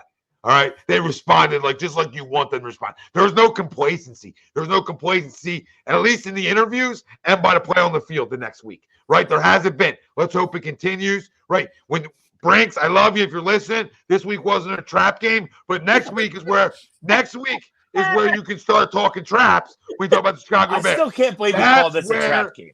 Next week, Chicago Bears, where you get a little trappish. Little trappy. Could be. We're too good for it, but if you really want to talk, they're too bad. Yeah, and they're too bad, right? I mean, that's a game that we shouldn't have a problem. But agree, that's the game, if anything, coming up where you throw that trap word out. Not today's game. Not in a division game. We like to have a mulligan there. Brinks would like to have a mulligan there. We love you, Brinks. You love to have a mulligan. You know what I mean? We've all. Yeah, a division road game. We've all never been a trap game ever. Listen, we might lose to the Bears now because Brinks just said there's no way they beat us. The Debo injury is 4 to 6 weeks. Ryan, commented in. Ooh. So that would be my guess. Yeah, high ankle sprain, usually 3 to 6, somewhere around there, right? And I would assume that they're pretty cautious with it. Well, maybe stop running them up the middle. Great throw, Tua. Oh yeah, I'll tell you what. I thought he tore his ACL, so it's probably best. Nobody blew my phone up, Greg. You know, usually every week my phone gets blown up because the passer rating and are you on board now, Sweeps? Are you on the Tua train? No. Is that Chrome? Is that Chrome texting you? Stinks, right? He stinks. So go fuck yourself. Anybody who texts me stinks. He's right up. He's a man. Bubble screen soup. And you get to watch the guy that you wanted to take. Fucking prime time must win game 3 for fucking 18. Garbage against the guy they should have drafted. Oh, little tiny balls, huh? Your balls fucking shrunk tonight. Get the fuck out of here. John Wildman. Eagle. I don't like him. I don't like the drops, John. I'll tell you that. No, we don't like the drops. I'm not a fan of him, but but listen, this has been a thing with him his whole career. He dropped balls in Tennessee, dropped balls at Ole Miss. He drops balls, but when he catches them, he makes big fucking plays. So, so John, it's almost like it kind of. Yeah. It's the good with the bad, right? You'll take the bad because the good outweighs it. It'll outweigh. You wish that he would just concentrate a little more. It's probably like a concentration issue, but again. I mean, he's always looking to run after the catch. It could be like he's looking to run after the catch, but just catch the fucking ball. Catch the fucking ball. So I'm with you, John. AJ, catch the fucking ball. I think things just weigh each other out because, if not, then he's like the best player on the planet. You know what I mean? Yeah, true. He doesn't fumble. If he doesn't drop some, then he's unstoppable. So it's just the universe way of saying, okay, you gotta keep the Eagles from scoring 60 every game. So you're gonna drop a few, you're gonna fumble a few. You know what I mean? Because he's the greatest fucking trade of all time. You know what I mean? Yeah, he has the best. He has the best numbers in one-on-one coverage of any receiver in the league, by the way. That's a fun little. That's a fun stat. That's a good little I gotta go piss, so I'll be back. Guy makes his own lunch, fucking carries it and eats it. You know what I mean? And you think you're gonna fucking cover a man to man? Get the fuck out of here! If anybody was supposed to get doubled, it's that guy. Christmas. For sure. Well, Tommy can't go outside anymore. He's got to go back. He's got to go upstairs. Got to go up 2 flights of stairs to go to the bathroom now. What's he in the Is he in the basement? Yeah, he's in the basement. Yeah. You know the move, Tom. Urinal. Yeah, oh my God. I already said it when I was over there the other day. Before I can even get it out. Urinal is the move. That's coming soon. There he is. It's back. I got a piece of it. That's the move. Urinal's the move. Gonna be bottled. I only got to go up 1 flight of stairs, so it's not a big deal. But, I forgot about the half. But either way, I mean, I definitely need a urinal in the back. Oh, it's such a move. Yeah, it's a power move. It's a power move. Listen, you could be old school, semi like ghetto-ish and just piss in the sub pump, or you can be a man and put a fucking urinal in. Yeah, I'm not gonna do the sub pump piss. Yeah, that's what I'm saying. I'd rather put the urinal in and be a man. Yeah. Been there, done that. Years past. Back I'm not going to sit here and say I've never pissed in a sub pump because I've pissed in a never gonna say I didn't piss in a pool or a sub pump, but that's like old school Tom. Well, you own the house now. So when you own the house, you're like, hey, Christ, I'll probably have to fish this piss out. When you're at a fucking, you're at a house party, you're like, hey, wherever there's a fucking hole, I'll. That's usually my go-to for everything. How my luck works is that I would piss in the sub pump and it would overflow the next day. And it would come out. Yeah, we'd have the most rain. It's just water and Tom's piss. Shit. The most rain in New Jersey history over the last 24 hours. Most rain and the tower went out, so the sump pump never went on. Yeah. Basement's flooded with water and piss. Great. It might be flooded with just piss if I don't go. So like an old cat lady. Like fucking old cat lady. Oh God, there's nothing worse than a cat piss smell. If you have a lot of cats, kill yourself. Yep, and the cats, or kill the cats. Eat one or the other. Depending on who you are, because all of them they go nose blind. All them people go nose blind. They just don't know. Don't you start. This guy's still here. Don't you start a decade later. 2 decades. No, I'm not talking about you. I'm not talking about you. I remember. I'm a dog. I remember. I'm a dog guy. I'm a dog guy. I didn't run the roof. I didn't run the roof. In a bottle right now. I wasn't even thinking about you. You should have just kept quiet. I run the roof. This guy now has, this guy's playing a game of a dip in a Mountain Dew bottle. Yeah. Yep. I wasn't even thinking about Tommy Exotic. All right. No, I just heard cats. I heard cats and I got triggered. I got PTSD from them. You know what I mean? I was never a cat guy. I got 42 on my neck. You know what I mean? I don't know what to do. You come in, it's like ninjas. You're like, is that guy going to jump down from the ceiling? You know what I mean? Is that guy? You got to worry about one. Tom was the original Puss in Boots. Oh, yeah. I feel like I wore the gear too. I mean, it was fucking unbelievable. The amount of cats. I mean, you got to put some down. I'll be completely honest with you. I was over that apartment a couple times. Yeah, way too many cats. It's a fucking petting zoo in there. Not a lot of people circle back. I'll tell you that much. There wasn't a big circle back rate. You know what I mean? We didn't have a good return rate. Yeah, one and done. You guys gonna see Tom's place? Yeah, we went once before. Yeah. We know Tom. Man. We know. You going over for happy hour? We don't know him like that. We don't know him like you, but we know Tom. Yeah, we know. Thought about throwing a little catnip in and seeing what happens. Yeah, listen. I've had dogs my whole life. That was a traumatic experience for me, and I've been back on dogs since. You know what I mean? Been back on dogs since. Just want to confirm with the people. I'm a dog guy. All right, I love a good fucking mutt. If you're not gonna piss, I'm gonna piss. Yeah, I'm gonna piss too. So I mean, we'll see how. This should be fun. These two hosting. So everybody's sitting around watching. Enjoy this for a minute. There you go. Sit back and enjoy that. Well, I'm gonna talk all day. Turn your volume up. Turn your volume up for this. We're completely fine. Easy listening. I'll tell you what, though, that is funny. I wasn't even going there because honestly, I will say, even though there was a ton of cats in there, it didn't smell like cat piss in there. So I'll give you that.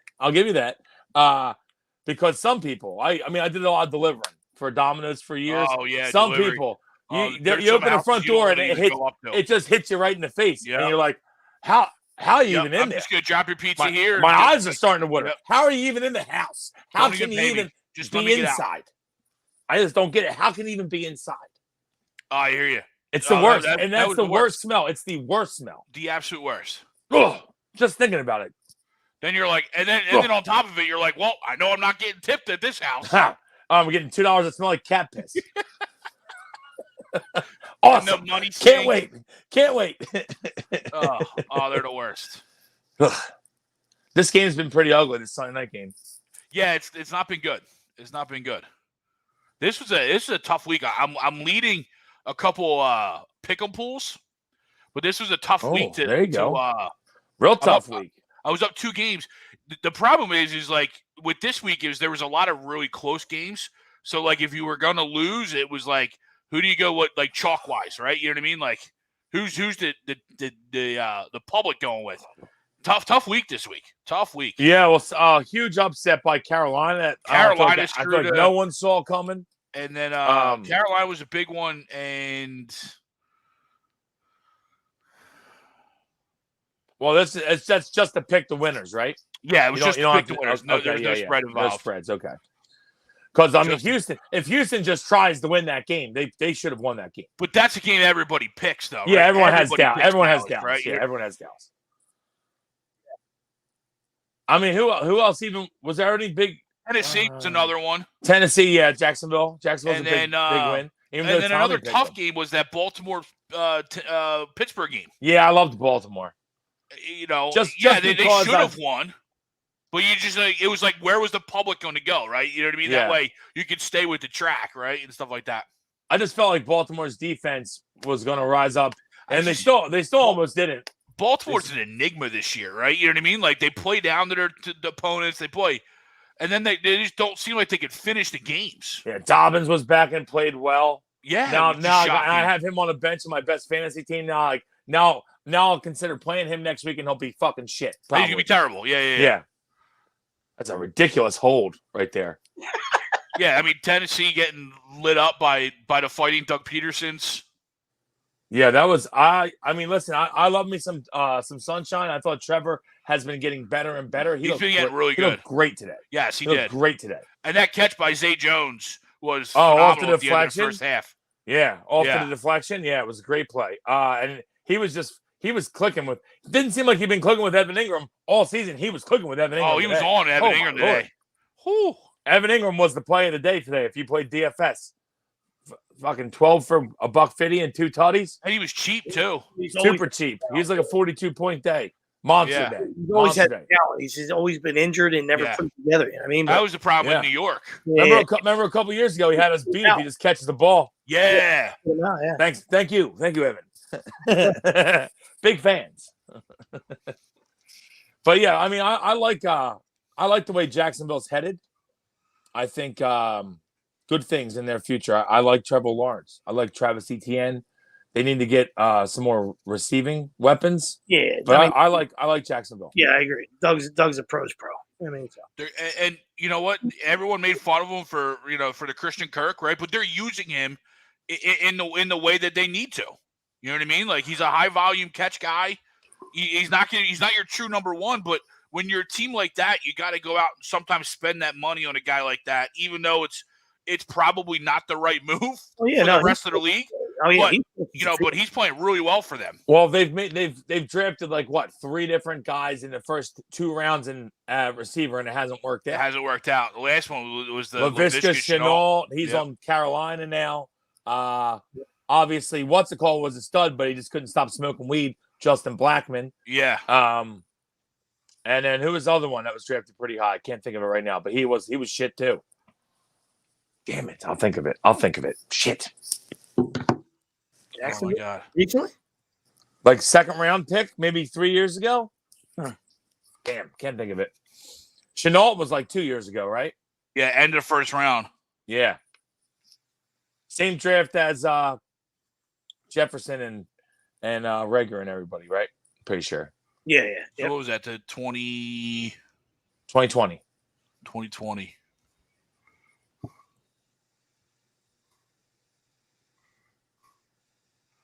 see. So after that, it would be somebody that was playing with Bortles and then Foles, probably. Yeah, well, DJ Chark was kind of a DJ decently Chark? high pick, right? But he wasn't that high, I don't think. No. I thought there was somebody else. I could be wrong. Maybe I'm wrong. You know what I was thinking of? But he was Texans, so that's wrong. That dude that went to Arizona State. He was a high pick by the Texans. He stunk. Come on, Mostert. Fucking bum. I bet the Dolphins. Might have been a bad play. No, yeah. Laviska. Oh, that was yours of that. Big time bad play. I agree. I have him as well. That's stupid. Yeah, every time I look at Mike McDaniel's face, I think it was a bad fucking play. It's because me and you never do that. You know what I mean? Like Nails is good for Nails will never play against the Eagles, and and he admits it. He'll never play against the Eagles, never play against the Sixers, never play against the Phillies. He doesn't care about the Flyers. You know what I mean? So to his credit, he admits that. Me and you, that's not like us. You know what I mean? Like, I don't think you ever bet against Syracuse. I would. If I was taking I would. Well, only if I was taking points. You know what I mean? Well, just to tie that up, DJ Chark was a second-round pick in 18. Okay, he was a second-round pick. I was right. Yeah. But he didn't last that long on the team either. He only lasted a couple years. D.D. Westbrook might be the guy. D.D. Westbrook. That's who I was thinking of. Oklahoma dude. That's who I was thinking of. Yeah, he was a fourth-rounder in 17. Wow. I thought D.D. Westbrook was a higher pick. But that's the guy. That is who I was thinking of, D.D. Westbrook. Yeah. But I remember, to your point, I remember when they drafted him, they're like, got another weapon. Yeah. Got a good guy. Yeah, Nope. No, you don't. I would have never guessed fourth round. Wow. Yeah, fourth. Wow. Yeah, no one's really hung on there. And who'd you say Houston was the guy from Jalen something from Arizona State. He was like a first-round pick a couple years ago. Maybe 4 or 5. He stunk. Yeah, He's bad. Bad. What the hell's his name? Damn it. Someone help me out. Someone throw it in there. I'll send you $2 on Venmo. I think his name was Jalen, first name or something. Jalen Strong. Yeah, there you go. Bang. Jalen 2015. That was old. That was that long ago? Yeah, 2015. Holy shit, how old am I? You're old. Honestly, I want to admit this, but I did a little comb over today in my hair. And I was looking at it and I was like, this ain't that bad. And then I was like, the fuck am I doing myself? Put the hands back through it. I did. I had it was like you should have seen it, like an old school 1920s like line with the part and everything. And I was like, this ain't that bad. And I was like, what the fuck am I doing? What am I doing? I felt like George. I felt like George. It's very important that she has long, voluminous, luxurious hair. Very important. Very important. Did you say it's very important that she has long hair? Yes, very important. You're bald. I know. I get that. Yeah, I would love a comb over opportunity. Honestly, Swoops, I looked at it and I was like, that's not that bad. It's not that bad. Not that bad. And then I took a second look. I said, "Oh, the fuck I'm doing? What am I doing? What am I doing? What am I doing?" I know someone's going to be like, "Hey, yeah, is that a fucking comb over?" And I'm going to kill myself. Oh shit! Unreal. Tua's having a good night. 3 for 17. In case anybody's watching at home. Oh, we're watching. I didn't realize he was 3 for 17. Holy tits! And he's got him. 3 for 18. Touchy! 3 for 18 with a touchdown. I'm playing Tyreek though, but touchy. 3 for 18 with a touchdown, and now my phone's blowing up. Oh, see, we told you. 4 for 18, Sweeps. Here he comes. Oh my God. Fucking one-on-one ball. Throw it up for grabs. And his guy's better. I'm just getting to the play now. Like, it's just starting right now. Oh, sorry. It's a touchdown, Greg. I got that. I kind of figured that out. Yeah, one-on-one. Yeah, what are you doing with one-on-one? This dude just runs right by you. Like, what? 43 tried grabbing his arm too and just fell down. He's going to run right by you. Gesicki's like, thanks, man. I don't need any footballs. We're good. We're good. Long way to be over. Unreal. What? This is why Brandon Staley should have been fired fucking a month ago. Yep. Maybe a year ago. Yep. What a bum. And you're playing press. Not only are you one-on-one man-to-man, you're press. Like, you just want him to beat you right off the jump. Probably the fastest receiver ever. That's what I'm saying. You think you had D on there? What are you doing? Definitely. And no Derwin James today. So, like, not even that you have help. No, they ran Trips, and he was by himself. Trips left, and he was the lone guy. I mean, if you're Tua, you're 3 for 17, and you see that, and you're like, oh my God, yes. I better complete this. Oh my God, yes. Oh my God, yes. Just please catch this ball. Thank you for going single coverage press on Tyreek Hill. We appreciate you. Yeah, with some guy 43, Davis. Yeah, not even an All-Pro.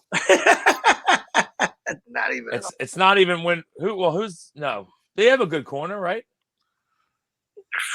Asante Samuel, not even Asante Samuel Jr. Yeah. Unreal. John Mechie, what is his update? John Ritchie. John Mechie. Right, Junior. Oh, the kid from Mechie. From Alabama. Oh yeah. He got hurt. Remember he got hurt? I got a good crumb for tonight. That made me remember it.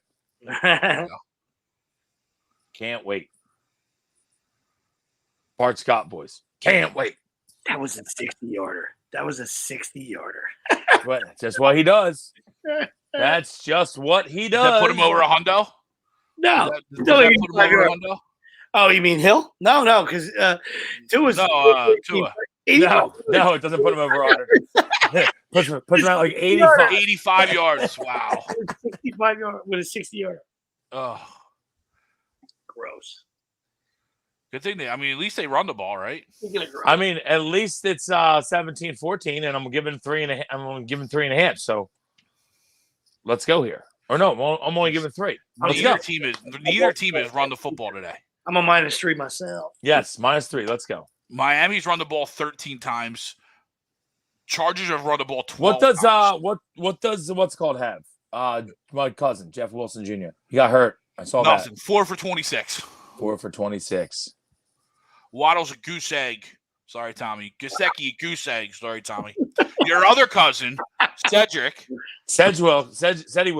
Ceddy Wills has got 1 for 12. Yeah, he has a catch. He's 1 for 12. With that 60 yards. That's what I'm saying. Like Hill's 3 for 73. With Greg, with Greg reading those stats, he doesn't have to. They're all zeros. Yeah, it's 3 for 73, 1 for 12, whole lot of zeros. With that 60-yard bomb, the Dolphins have 132 yards total offense. So yeah, not good. They had 72 before the bomb. That being said, they're only down 3. Yes, agreed. Gross. Eric Rowe leading the Dolphins in tackles. Yeah, that's not a stat you should be happy for if you're a Dolphins fan. I'm just more shocked that Eric Rowe's still in the league. He's starting. What I love about betting, you can always, you put the horns on people. You know what I mean? So everybody never bet Minnesota the rest of the year. College basketball. Down 18 at home. They stink. Yeah, they do stink. I was going to tell you to not bet them today because I bet them the other day, and I was like, this fucking team stinks. I watched them play, and I said, this team stinks. Mississippi State's undefeated. I was hoping a little hang around at the barn. I was hoping for a hang around. But the only team worse than them is SMU. Avoid that fucking team, too. Until they covered yesterday. Yeah, I know. I was just going to say, I had Shmuel last night. They did. They covered. I had them yesterday too. But the other game, they were up 5, getting 9, and they lost by like 22. Up 5 at half. Yeah. How do you lose by 22? Over under, does Louisville win 3 games this year? No. Wow. The only game they're going to win is at home against Syracuse. I was looking at this. I was looking at their. They have home. They play a winnable game tomorrow, and then against Saturday, I think. Like 2 against, Western Kentucky, I think, is one of them. And the Hilltoppers. Hilltoppers and somebody else. Frank might get mad at you. Don't talk bad. I'm not saying that the Hilltoppers stink. I'm just saying that's a winnable game for Keep Louisville. going, Mike Williams. He didn't touch you. That was Keenan Allen too. You're behind. You're behind. Yeah, he's behind. But anyway, I think if they don't win one of those two games, and what's sad is I'm watching on regular TV. If they don't win one of those two games, I don't know. TV, they're behind. I don't know that they're going to win a game. I know I don't know if they're going to win the ACC game because they just played at home against Florida State, who stinks as well, and they lost by 26. Yep, that's a blue blood. Like it's one thing to rebuild and retool and all that good stuff. You're Louisville. That's what I'm saying. You're Louisville. That's all. How are you 0-9? Wow, that's almost impossible. Yeah, it really is. And if they beat Syracuse, I'm gonna lose my fucking mind. And who took that job, Wills? Do I have to look it up? I am wondering myself. Is it Chris Beard? No, there's a Texas guy. Yeah. I'm going to look it up to save Greg some fingers. Paget? No. Who took that job? Whoever it is, he should be fired tomorrow. Yeah. Kenny Payne. Wow. Kenny Payne done. Yep. Kenny Payne. Where's he from? 17 years in the NBA. I want to go back. Cardinal great. Oh, my God. It's just making things even worse. Yep. Not a great anymore. Ending quick for you. Xavier, after Mahomes today, Hurts is undisputed MVP. As of right now, sure. Yeah, I would say absolutely right now. Yeah. Absolute MVP. Our usual, he chimes in a lot recently. MBD, Jalen Hurts is the eater of worlds. Thanos mode engaged. Oh, a little. Okay. All right. Yeah. I don't watch those nerd movies, but Marvel. But I'm with you. Marvel, yep. Bill, Dallas wins Christmas Eve? Question mark. We better win the other 3 games, or we'll never hear the end of it. Just saying. I mean, even if we win the other 3 and Dallas wins Christmas Eve, it does nothing for us. We're still the 1 seed. So, but I honestly, well, Bill, that's what he's saying. I think that's what he's saying. Okay, I feel like we can. There's a good chance that we beat Dallas in Dallas, especially because it's Christmas Eve. You know, Dallas might be. They might not be. They might be playing for something in that game. It might be a big game for them. It all depends. All depends if we are playing for anything in that game. You know what I mean? Like we might not. We might only play half in that game. But that is the game you want to win, though. You know. Yeah, that's it. We playing for anything in that game. That's Dallas week. Yeah, that's what I'm saying. It's the game you want to win. Yeah, but also, if we have the 1 seed locked, locked up, Tom. I'm okay with playing half. Yeah, but the only way you're doing that is by them losing next week. No, if we win next week, we have the 1 seed locked up. Well, even if they win, yeah, because we'd be 13-1. They have 4 losses. They have 4, right? Or 3? They have 3. They either have 3 or 4. And they won that.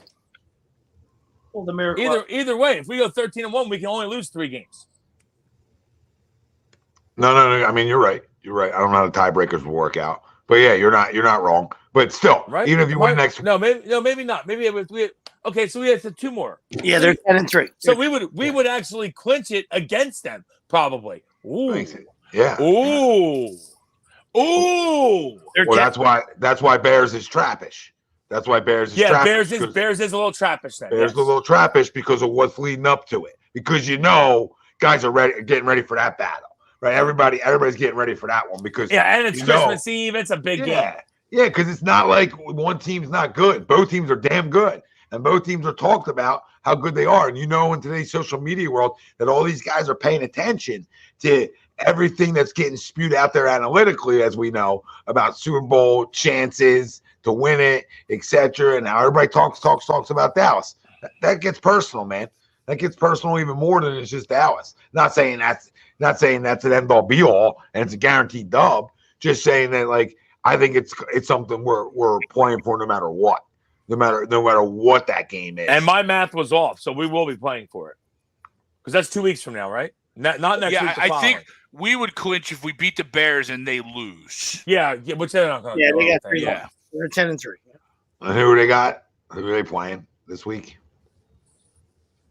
I don't know. They're 10-3 in the. Give me a second. I mean, today was maybe the Redskins. No, Redskins play the Giants. Oh, Redskins play Dallas Giants, plays Jacksonville on the road. I mean, the Lions was a monster win today for the Eagles. That's not a walk. That's not a walkthrough game, but they'll beat Jacksonville. They control their own destiny against the Cowboys. You know what I mean? But had the Vikings won, they're 11-2, and it still keeps things interesting. Yeah. Now with the Vikings loss today, all we got to do is get basically we own the tiebreaker over them. So we beat Dallas. We own the tiebreaker over both. It's locked. Yeah, that's what next Sunday night's Giants Commanders. Woo! That's probably a win and get in scenario. Hey, Raj, you might want to flex that out. I like the Jags' chances next week. Wills, I like the Jags' chances next week.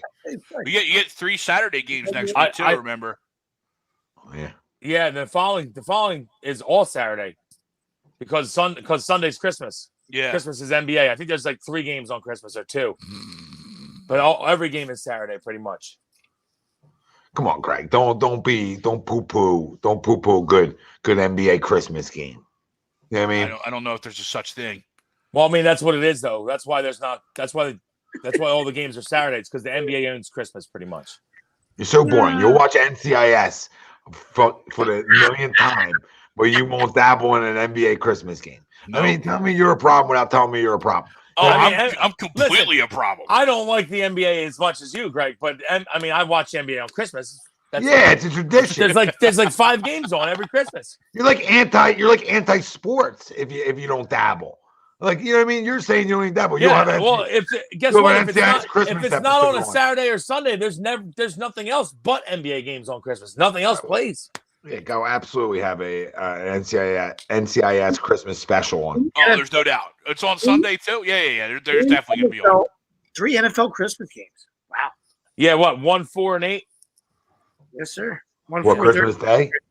Christmas Day? I thought they would do 2 or 3. Yeah. Dolphins. Get the little red rocket out. Okay. Broncos, Rams, Buccaneers. That's terrible. What was the last one? Bucks, Cardinals. 3 garbage games. Oh, wow. It's just open gifts. You know what I mean? That's an open gift. That's an open gift Christmas. But yeah, Christmas Eve's great, and then you got NBA on, so that's a great time of year unless you're Greg. But I think Jacksonville has a really good chance of beating Dallas next week. Jacksonville's played extremely well.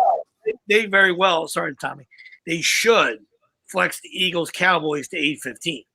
It's only a couple hours. Push it back. Yeah, they're not going to because it's the Fox game of the week on Saturday at 4:25. 2 is dead. I'm sure you're right. Raiders Steelers is garbage. Oh, I might not. No, I totally agree, Steve. But that's considered the Fox game of the week. Gotcha. The Eagles Cowboys. It's like 4:25 start on Fox. Mm-hmm. Yeah. I might be down here all Christmas Eve. Got some family coming over. I might not. I might just be. I'm way hunkered down. You know what I mean? Just get yourself a little fill of charcuterie and head on down. Hey, doors open down here. Next thing you start building a tunnel. Build a tunnel to Sweeps'. You head over to Sweeps' house. You hit some fireball. You come back a little joyous. Just don't fall in the pool. It'll be a little cold. No, I might die. You know what I mean? Yeah, Christmas. Rob, I think the Sixers play on Christmas. Yeah, they do. Yeah. So, but Greg wouldn't know that because Greg's not excited about that. Greg's had a profile. I think do they play the first game? I don't know. I need times right now. There's always the game. There's always the game at like noon, and then there's like 2, 4, 6, 8. Sweeps is on it. Do you appreciate? Give Greg a break. 12 o'clock. Sixers Knicks. Sixers Knicks. Right. Sixers Knicks. 12 o'clock. Lakers Mavs. 2:30. Bucks Celtics. Celtics best team in the world. 5 o'clock. 8 o'clock. Grizzlies Warriors. And then 9:30. Another one. It's 10:30. Suns. 10:30 spot on Christmas. Look at that. Yeah. Wow. That's a lay-in better. You know what I mean? That's a lay-in better. Not for Greg, but that's it. If you had a bad day, you put a lot of money on that one. Yeah. You hope to recoup. That's a recoup game. Yep. We call that the recoup game. Pac-12 after dark. That's a get well game. We call that Hawaii. Or we call that a suitcase game. Where you fucking leave town so you don't have to pay the bookie. Suitcase game. I still can't believe AJ Griffin missed 2 foul shots at the end of regulation, and then he hit that fucking twisting whirlwind 0.5 left. Are you kidding me? Scumbag. So you can't trust a Duke scumbag for anything. No, not too trustworthy. Oh, Keenan Allen holding his wrist. Cool. Wait, Keenan Allen hurt? Go figure. Yeah, that is shocking. But I didn't even see that.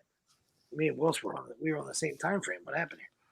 When he was sitting down there, all right, so let's do this. I mean, I know it's a little ways away, but somebody asked for it. I know we're talking Eagles, and obviously, and that's phenomenal. But we could do a little college bowl prediction just in terms of the two big games to get to the national title. Oh, I love. Oh, you don't want to talk Pinstripe Bowl? I love college bowl prediction. Nah.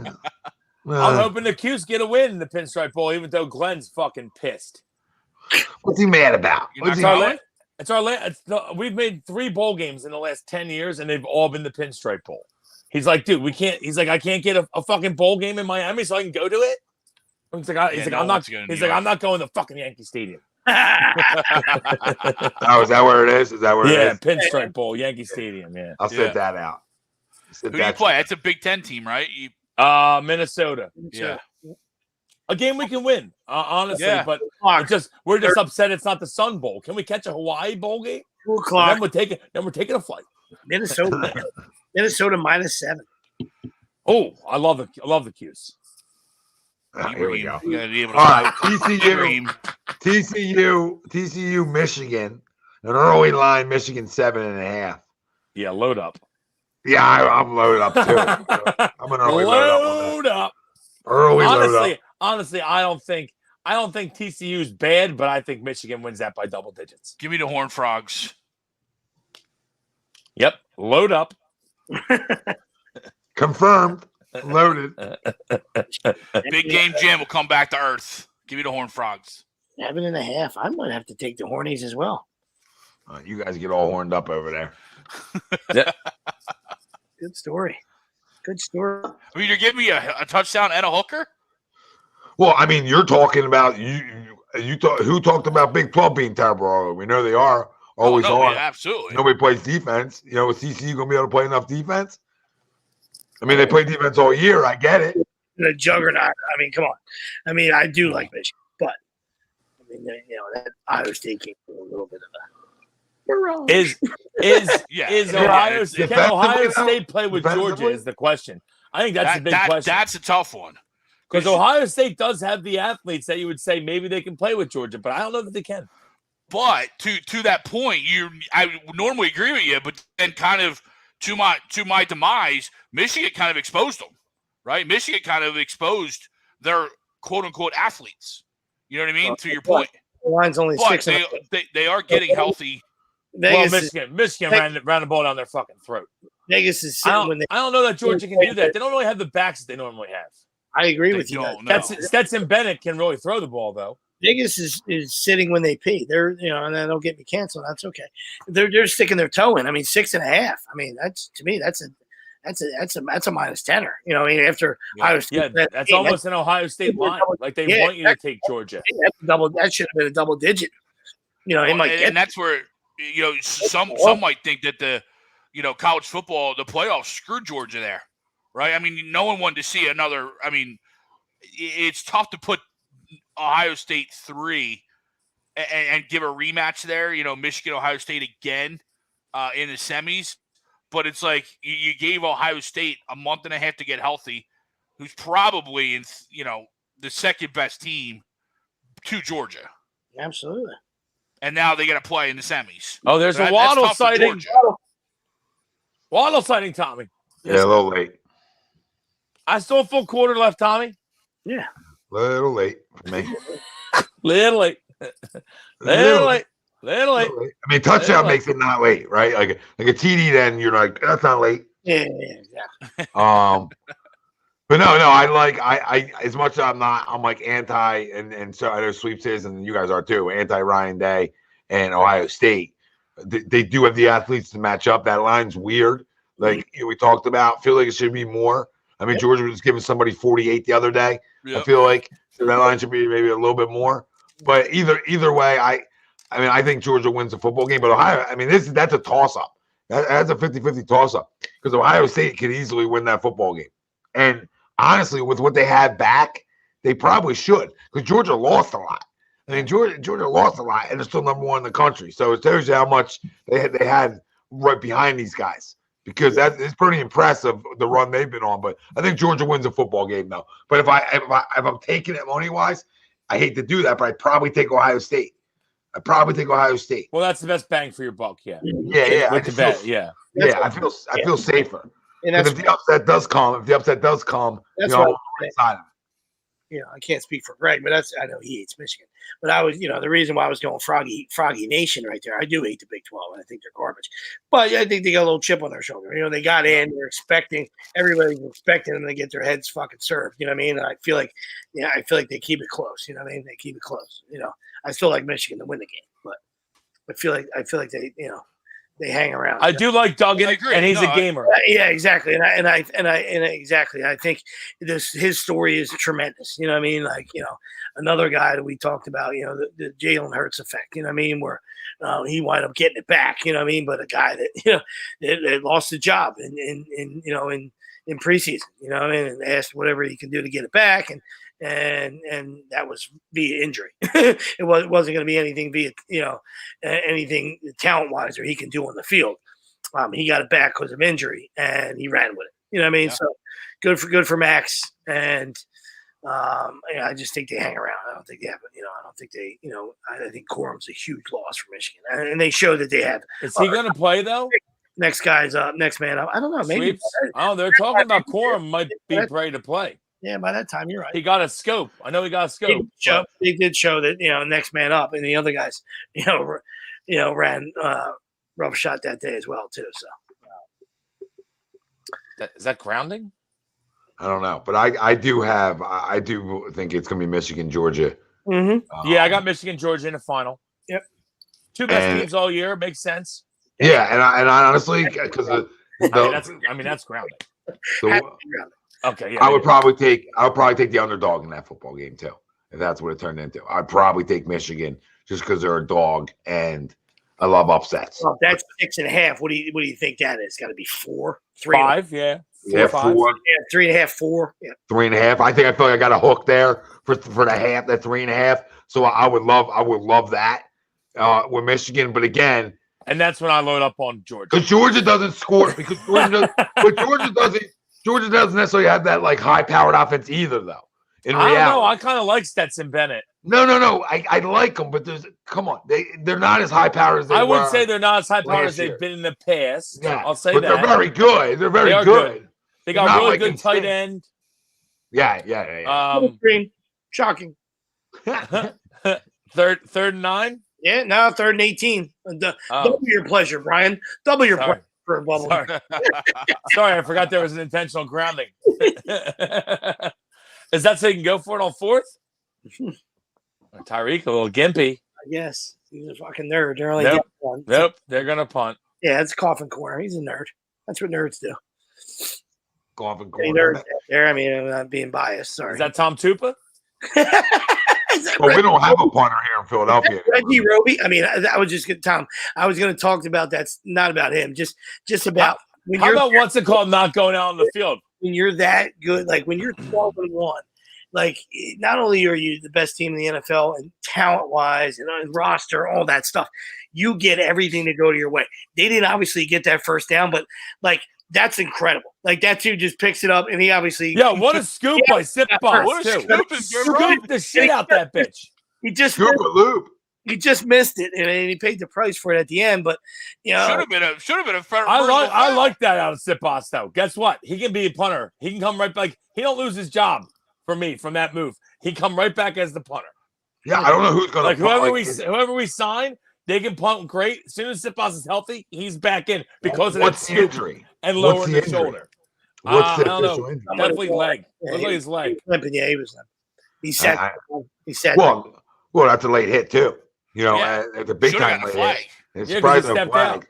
He was out for 5 minutes essentially. No, I don't know. The hit might, it's not as egregious as it would have to be on another player. He blew the whistle, though. I'm with you guys. I don't think you guys are being homers about it. He did step out, but if it was barely out. Yeah, he didn't.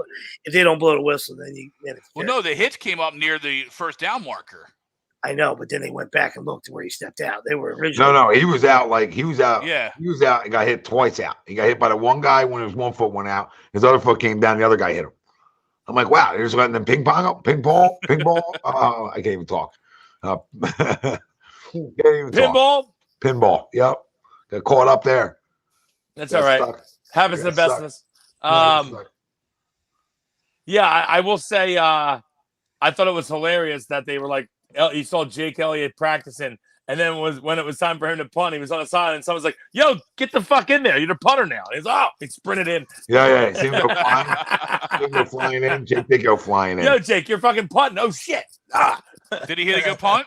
Go for it. 35 yards maybe. That got flexed out down here. Maybe about 35 yards. Okay. One great, one terrible.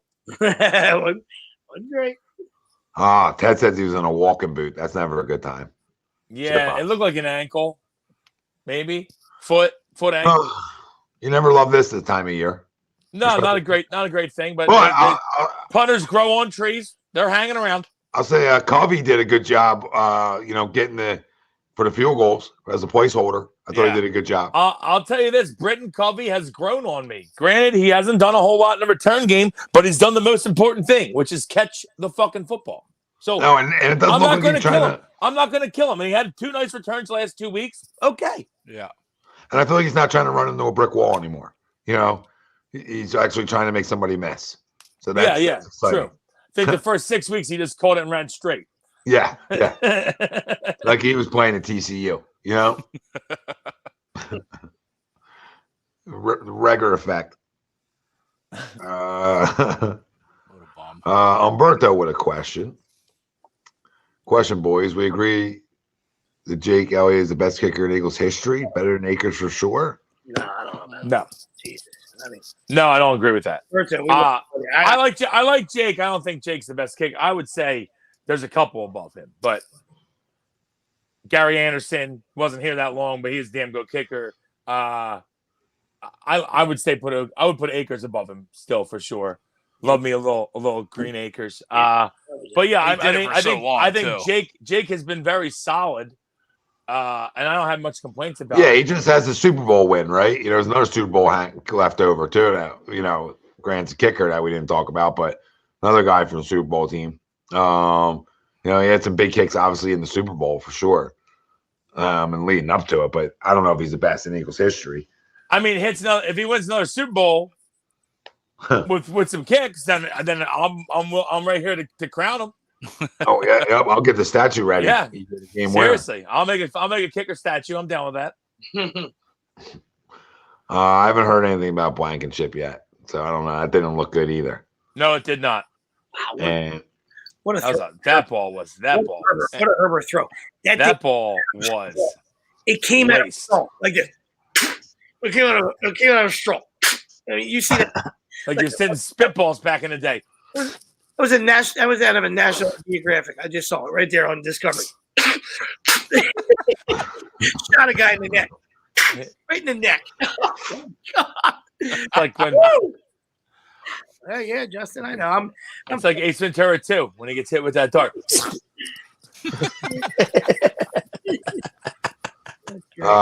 Brendan has a question. Assuming Does Brodo have all these burner accounts?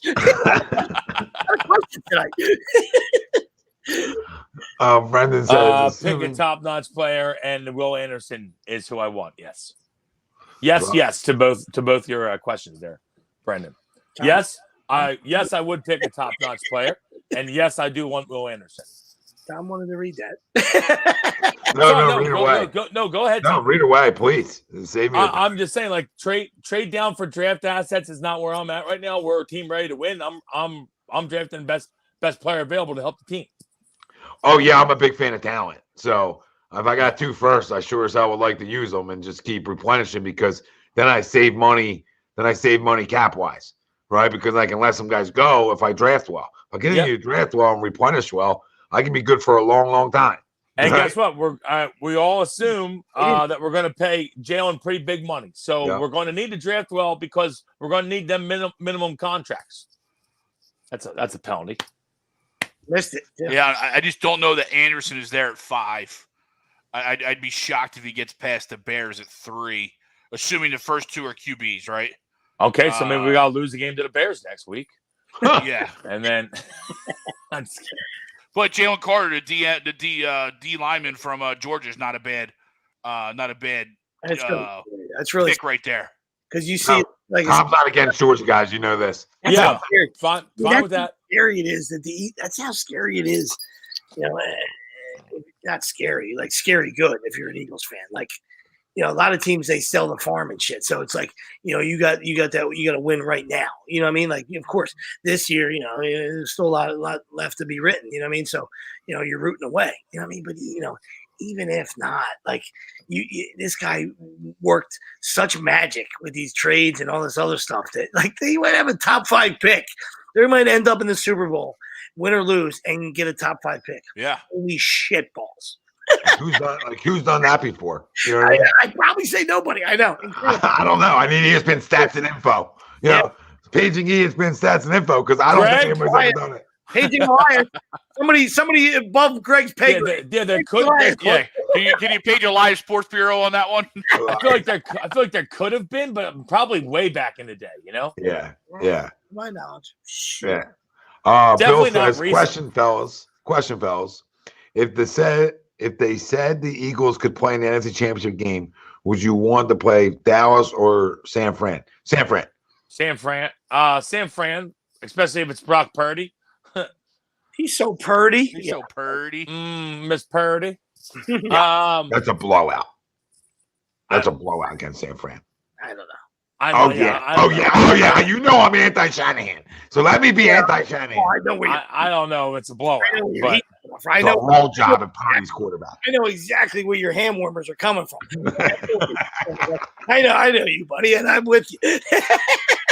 They're good. I don't want to take anything away from them. I just hate him so much. Yeah, the thing is, they may have Jimmy G back at that point. I know. Stop with the maybe have Jimmy G back. But that's what they claim. That's what Shanahan claims. Yeah, and I hope Purdy keeps playing well right now, so they think that they got the guy, and we freaking roll him. But then if we did, whoever gets us, though, how funny is that though? They trade up all those assets to get Trey Lance, and their best pick might have been Mr. Irrelevant. Oh yeah. That's how it goes. Bill, you know what the problem is? Whoever we're going to play, they're coming off a win, right? That's the only downfall of like picking a team who you want to play, because whoever you're playing is coming off a playoff win. So they're feeling good about themselves. They'd probably be coming off 2. We'd be coming off 1 too. Because we would be coming off 1. Oh, we're the only team with a bye. So they would be coming off 2. Sorry. He did say NFC Championship game. So, yes, they'd be coming off 2 wins. So that's even like, okay, that team's playing good football. Yeah. So, but I still believe if it's the Niners and Brock Purdy, I don't care how good of football they're playing. That's a bloodbath. Just because of Kyle Shanahan, he'll do something stupid and the game will get out of hand for him. Another Herbert record. Oh, my God. Just sticking the knife deeper and deeper. Could you imagine if Herbert had? Hey, bud. There's Dan. Any eligibility left? Dan looks like he's been in the sun for a little bit. Any eligibility? Yeah, 5th-year senior. Could you imagine if Herbert had Waddle and Tyreek to throw to? Oh my God! Oh my goodness! Oh my. This would be my table right now. 6 to midnight, whatever the hell you say, 12 to midnight. Sometimes it deflates and then it comes back. He didn't get an extra year of COVID? He didn't get the COVID eligibility? Sweeps would be like, Herbert on the Dolphins with this receiving core. Yeah. Sweeps is like, just rock hard all day. Yeah. What did you say about the run game, Ryan? I didn't see it. There was a lot of comments. So chiming in again. I don't know what it was. Hope it wasn't his Philly steak. I wasn't going to go there. No, they don't want to say it, but yeah, steer clear of that one. I think we said the Eagles ran the football well. Let's leave it at that. Let's leave it at that. Eagles spent plenty of money, and they ran the ball. It wasn't his Phillies take. Yeah, Eagles won in free agency, and they ran the football well. So here we go. Yeah, I know, 40 boy. I know. Felt real professional. Felt real professional. I mean, his mom doesn't even call him Thomas. Jesus. Felt real professional. Oh shit! We're having a good time here. We always do. Yeah, Dude, that guy. We like to have fun here. When people actually say that, like Thomas, and I'm like, I don't know why my Facebook is Thomas. It's been Thomas since I created. I just never changed it, right? Because I could go Tom. But at the end of the day, like if anybody ever says, "You want to be called Thomas?" Absolutely not. No. I do not want to. Thank you. Thanks for offering. My dad's Thomas. Thanks. No, he's not either. Yeah, I know he's not, but that would have been my line. Yeah, my dad's Thomas. Thanks. 40 boy says we're playing the Lions in the NFC title game. Bring it on, Don. Sleeps would love that.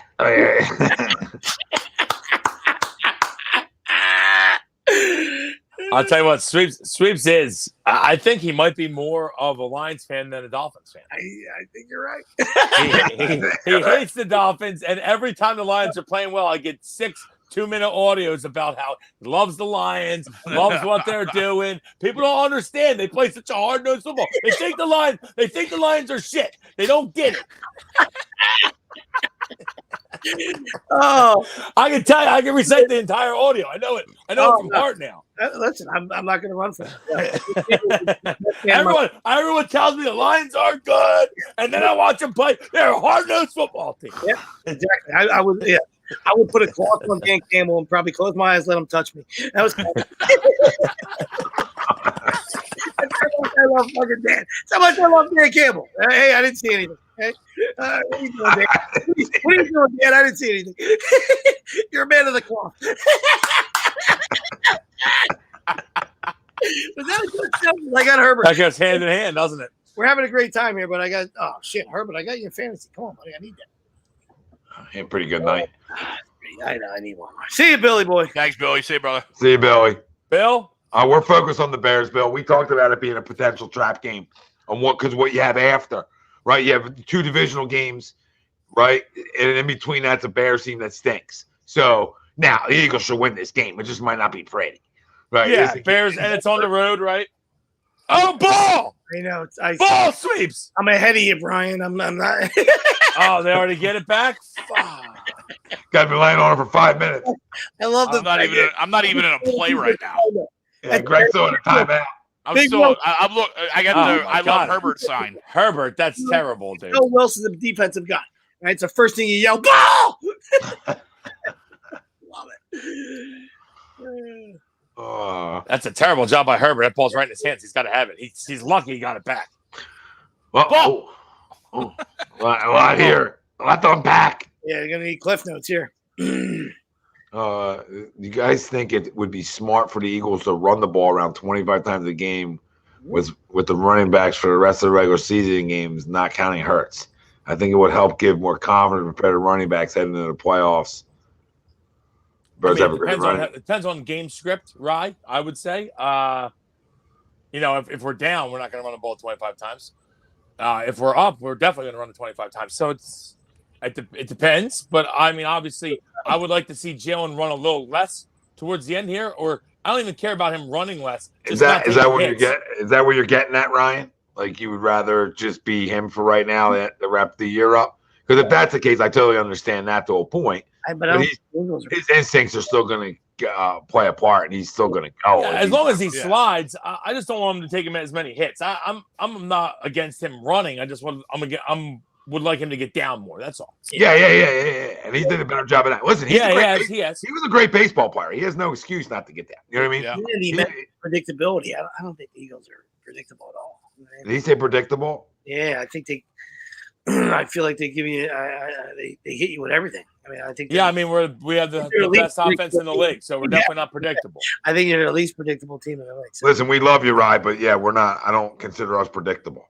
I think that we can beat you every which way and every possible way, and I think that's really hard for defenses. So I think we're actually the opposite of predictable, because when you have the opportunity to put it in the belly, take it yourself, or throw, I ain't predictable. And you can tell how good our offense is as a whole, because when Jalen decides to run, I mean, it's always when there's a humongous gap, because he just walks. How many times has he walked into the end zone from the 10-yard line this year? Yeah. 10? Maybe all 10? Maybe 8 of his 10 rushes where he just runs up the middle and walks into the end zone, which means there are so many guys they got to key on. Because you would think that'd be one of the big things to key on, but there's so many guys they got to key on. Yeah. I mean, we have a lot of weapons. But we're doing that. We said this going into the season. Granted, we didn't think we'd be 12. Sorry, right? I'm not sure we thought we'd be 12-1 right now, but we said going into the season we have a phenomenal roster. Big Josh. And we do. Love it. I mean, we're essentially doing what Ryan's asking already. Like, Miles Sanders had 17 carries today, and Boston Scott had 6. So if you take away the 7 that Jalen Hurts had, we ran the ball 23 times with our running backs. But again, that was just what the game predicted, right? I mean, we were run heavy, a lot of the second half. But it's like, I don't think they're going to change much. Plus, you might you don't have to run it 25 times. times. If you're getting 7 a pop, you don't even get the opportunity to run it 25 times. It's not like we're only getting 3 a pop, and we're running 25 times. I mean, Miles was 8.5 a carry. We're running for 8 a carry. Jalen was 11 a carry, and even Boston was 5.5 a carry. How many points today did we score? I think we scored, I don't know, like 48 or something like that. Cappuccino. Yeah. Yeah, I knew that score, by the way, just to confirm when anybody knew listening. Like, is this guy an idiot? So I knew the score. Was just my question of predictability. I think this is like when you're number 1 scoring offense in football, the last thing you are is predictable. Yeah. At this point of the year. And the last thing you want to do is change what makes you so unpredictable. Yeah, and I'm not gonna crush Rye, but he's had a rough week. He wanted to know if the Phillies were serious with sitting on their hands after they spent the most money of anyone in the league. So I was kind of concerned about that. Now I think the Eagles are predictable when they're the best offense in the league. So not really sure where he is right now. Well, instead of ending with crumbs, which we usually do, it's been a joyous occasion. I got a great crumb. Okay. Then we'll see. But we're good. We're good. Can I just say what I want to say about this guy? Yeah, there's a guy off my draft board already, and it's Njigba for Ohio State. I don't like the sitting out of bowl games, but I'm okay if you sit out a bowl game when you're not in the Final Four with a chance to win a national championship. You got a chance to win a national championship, and you're sitting out the bowl games. I'm not drafting you. I don't care. I don't care how good you are. You're not getting drafted. That's a pussy, weak, quitting on your team move, and I'm never drafting you. Yep, you're not a great teammate. Not a great teammate. How do you sit out when you're in the Final Four? You got a shot at the national championship. Yeah. You kidding me? You serious? Clark? Yeah. And only devil's advocate, to his defense, I think he was a little banged up for most of the year, so he hasn't played a whole lot. But I completely agree with you, Wells. Like, you're in the Final Four. Those are the teams that you should have no opt-outs. Smells down there. Because you're the only one that's playing for something in reality. Yeah. Did you guys have any? Because I was going to talk some Phils. I figured we talk some Phils. Yeah, we can talk some Phils. Yeah, I'm just mine's quick. It's the NCAA for two reasons. A, that the Rutgers Ohio State ending. Yeah, I knew it was coming here for you. Yeah, go ahead. The Rutgers Ohio State ending. Like, A, you missed it on the call, and then you send out your letter of apology. Just go ahead and just change the game. It was a last-second change. It was a last-second call. Like, I know it's unprecedented to do that, but if you're going to admit you're wrong, then do something about it. We can make that change here in 2022, 23 almost, right? Yeah. And then just the transfer portal is just an absolute shit show. Yeah, exactly. I mean, JT Daniels is transferring for the 5th time. Like, if you're gonna have it's the Wild West. It's just have a limit then. Like, you can only transfer 3 times. Like, JT Daniels is literally transferring for the 5th time. It's unbelievable. Syracuse played Georgetown on Saturday. Their entire starting 5 is all transfer players, and the one guy was on Georgetown 2 years ago, transferred to Miami last year, transferred back to Georgetown this year. What is happening? Yeah. No, there's no more sitting out. Like they're just all ready right away. It's you do whatever you want. That's what I'm saying. It's an absolute disaster. Many guys went to USC from Oklahoma. That's ridiculous. Yeah. There has to be a penalty. I don't understand. Yeah, Deion's bringing half. Deion's bringing half of Alabama with him. Grow up, man. Jackson State. Yeah. You want to get back a year when the original COVID thing. Okay, that's great. Fucking 3 years ago. That's done. That's to be done. I'm with you. That shit's over. And same thing with the penalties too, right? Like, all right, so you didn't want to penalize them during COVID. Like, all right, cool, I get it, right? People may be moving back close to home, whatever. Cool. That's been over and done with. Yeah, listen. All you got to do is everything in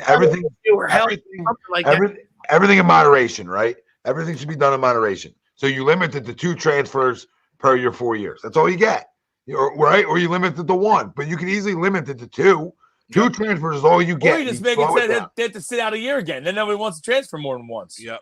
Well, I don't necessarily believe you should have to sit out a year. You should be able to limit it. Because coaches don't. Coaches don't have to sit out a year. Coaches can do it, and the players are the ones playing. So at the end of the day, I'll give you 2 transfers because that slows it down enough, right? It still allows you to make the decision, but then when you're up against it where you got 1 left, you got to then you really got to sit down and go over, the real pros and cons of doing it. Right. And I think it puts a little bit more pressure on, what? I'm comfortable where I'm at.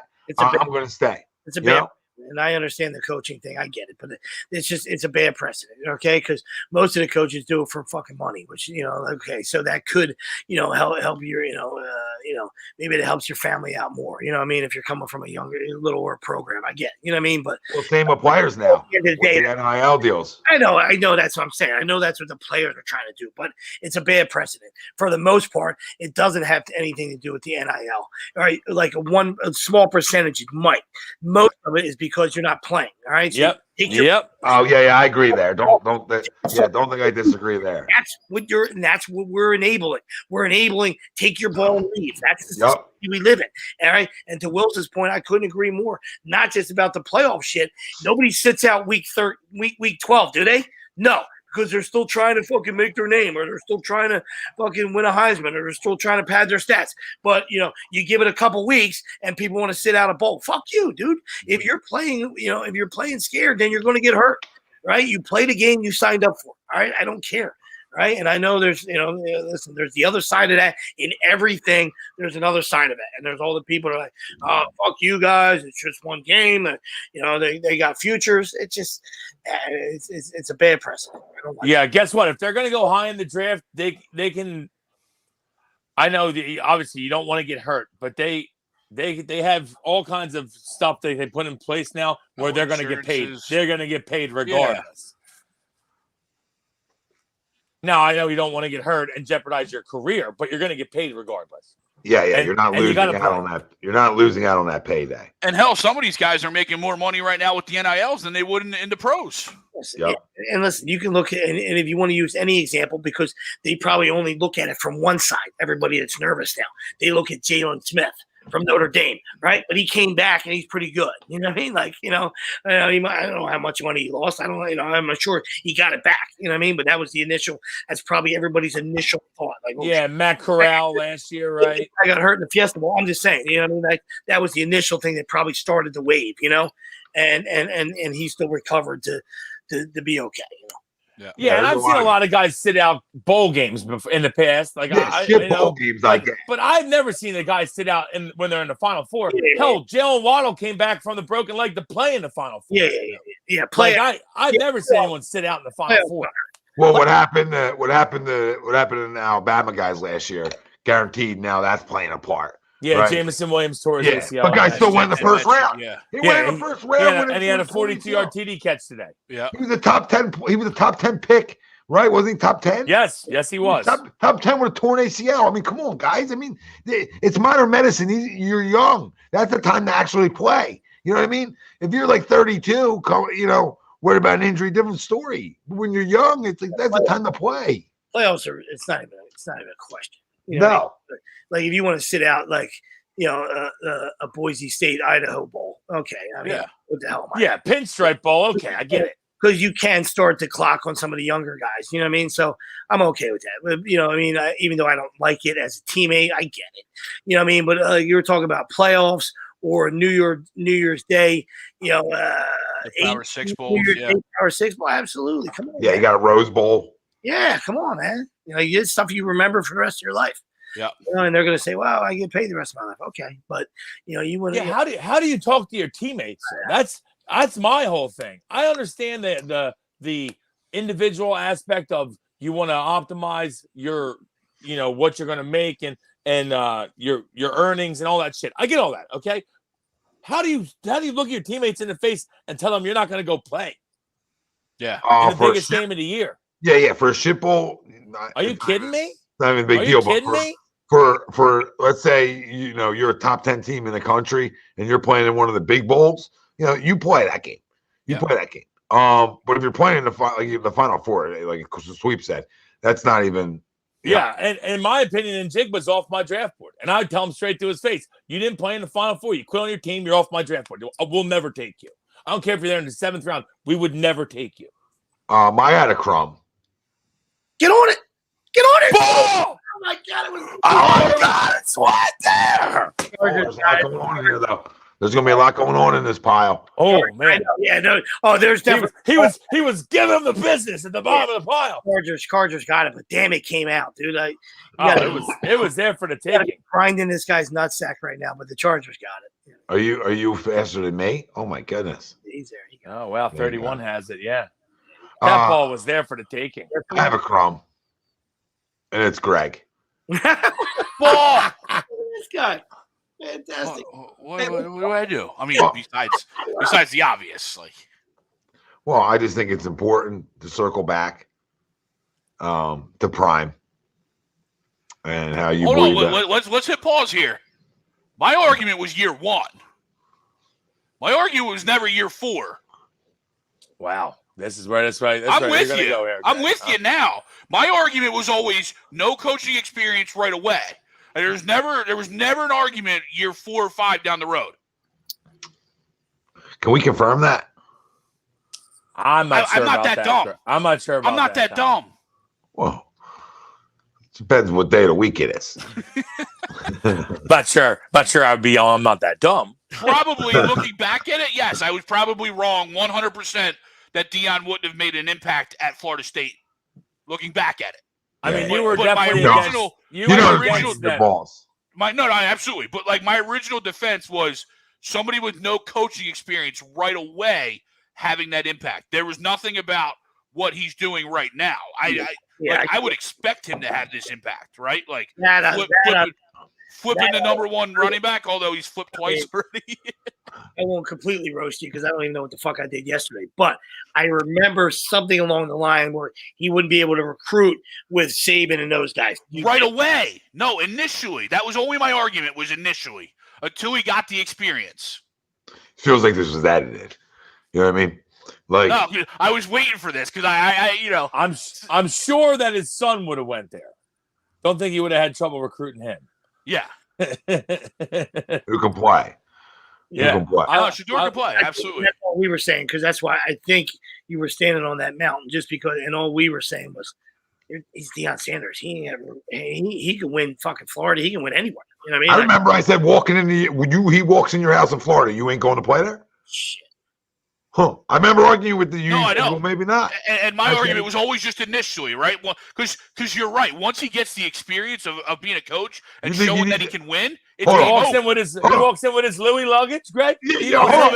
I'm coming with Louis. Greg, he don't have to win shit. He just walks in your house knowing that that's prime time walking in your house. He don't got to do nothing there. He just did something there. He walked in your house, and then it's over from there. It's over. It was over from day one. And any other former player, I don't have the same thing. This guy's swagger and how well he's known generations later, right? And everything that goes into prime time and bringing swagger to the game of football. Kids now know about Deion back in the day, and that matters. And when you walk in with the chain and the Louis on your private jet, guess what? He talks to you. You're going to play there. And that's all we were saying. Like, The guy knows how to play the game. Not Colorado's beautiful. Yeah. And he has all the big game shit too, because he's part of Barstool. He'll throw all the NILs right at you from Barstool. Yeah. Oh, NILs. Well, that also NILs. changed the game too. That was before the NILs. We talk about football, but he knows how to play the game. Not only does he know how to talk, guy's one of the greatest talkers of all time. Tom will try to put himself in there, but Deion's one of the greatest talkers of all time. Well, yeah, I'm top 5. So now you have that, and then the guy's not stupid. He's surrounded himself. Oh, there's no question. So we still don't know if he can coach, but we know he can recruit. Completely true. We know he can motivate. We know he can recruit, and we know what kind of personality he is, and what kind of social media guy he is. And loves a great quote. Great motivational guy. Loves a lot of Bible stuff, all that stuff. But he surrounded himself, and he's no fool. And Colorado right away got 2 monster fucking coordinators. 2 monster coordinators. Yep. He'll do all the recruiting. You guys take care of the football side. And I'm not saying you don't know football. I'm just saying that was the original thing from our point. Just to debate you was, hey man, you're probably right. Nobody's saying he's Saban or Jimbo Fisher or any of those other guys. It's just what that dude brings to the table. You're running through a wall for him. You know what I mean? They're 10-star guys that are coming in because of the. I love the Jackson State video clip they were showing too when he walked in the locker room before the game this year. Him down there. Did you see all that? And he was like, I guess some of the players were on the phones. And he's like, who's on their phone right now? If I see anybody on their phone, you ain't fucking playing today. And I said, I like that right there. That's something I can get on board. Yeah, but who's his 60 back at that? The interview with his 60 minutes was pretty eye-opening too. Yeah, but who barks back at that? That's the difference, right? Because you ain't barking back at Deion. No. You might bark back at somebody else or look at him funny, but you ain't looking at him funny when he tells you, put the fucking phones away, right? Yeah. And there's other guys who have that respect, obviously, around college football. But, I mean, listen, I think he's going to change that program real quick. Quick. I would say that beautiful place, too. 2 years. 2 years to be bowl eligible. I would say that they're definitely going. I mean, he already changed it. They have $2,500. They have 2,500 requests for season tickets. Well, that's already changed. I'm just saying on the field, it's tough to go from 1 win to 6 wins. Oh, I'm not saying that either. Years. But get him 2 recruiting classes. Colorado is now when you bring in a quarterback. Let's be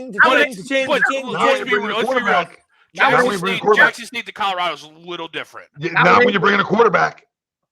It's possibly true. Now when you're saying Jackson State to Colorado is a little different. Had they had the same rules in place as they've had before, when you have to sit out a year and all that stuff. When you're talking about immediately, you might be right. And I'm not saying wrong. I'm saying 2 years. It's not like I'm not giving him a chance. And he went to the Pac-12. He ain't dumb. USC stunk.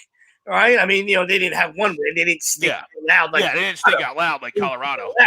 But when you get 20 dudes and you get the Heisman guy to come with you, yum, yum. Let's see. You know what I mean? And then you turn into 11-2 real quick. I'm not sure he's going to be that good, but the Pac-12 is a good league to jump into for him. Yeah. When you bring a quarterback, you can get bowl eligible real quick.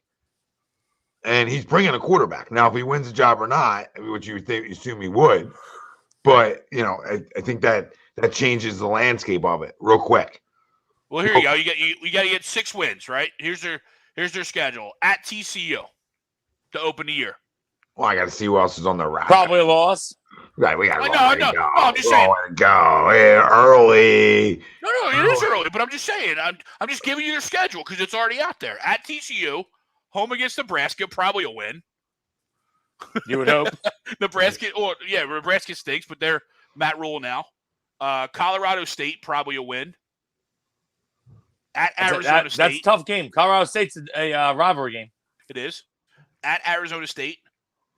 Home against Arizona. Home against Oregon. Home against Stanford. Home against USC. And then 4 road games to end. Oregon, UCLA, Utah, Washington State. So they play Oregon twice. No. They don't play Oregon. Oh, one was Oregon State. Okay. Yeah. So they okay. I mean, it's tough schedule. It's not. I was gonna say it's not an easy schedule. I wouldn't say. You got 2 And you're right. We don't know the roster. 3 out right of now, conference. I'm not three trying out to of conference. lock us in. You know what I mean? Like, but that's their schedule coming up. You know what I mean? 3 out of conference games at TCU, Nebraska, and Colorado State. I mean, they're not gimmies. Yeah. No, for sure. They're not. All right, boys. We can talk Phillies another time. We did 2.5. I mean, great start to the offseason for the Phillies. Nothing else you can really say. Great start to the offseason. Yeah. Help solidify the lineup start. So yeah, I love Trae Turner. I like Taiwan Walker, and I like Matt Strom as well. Yeah. Yeah, not many guys got out in Boston's bullpen last year, so I don't think there's any complaints. Yeah.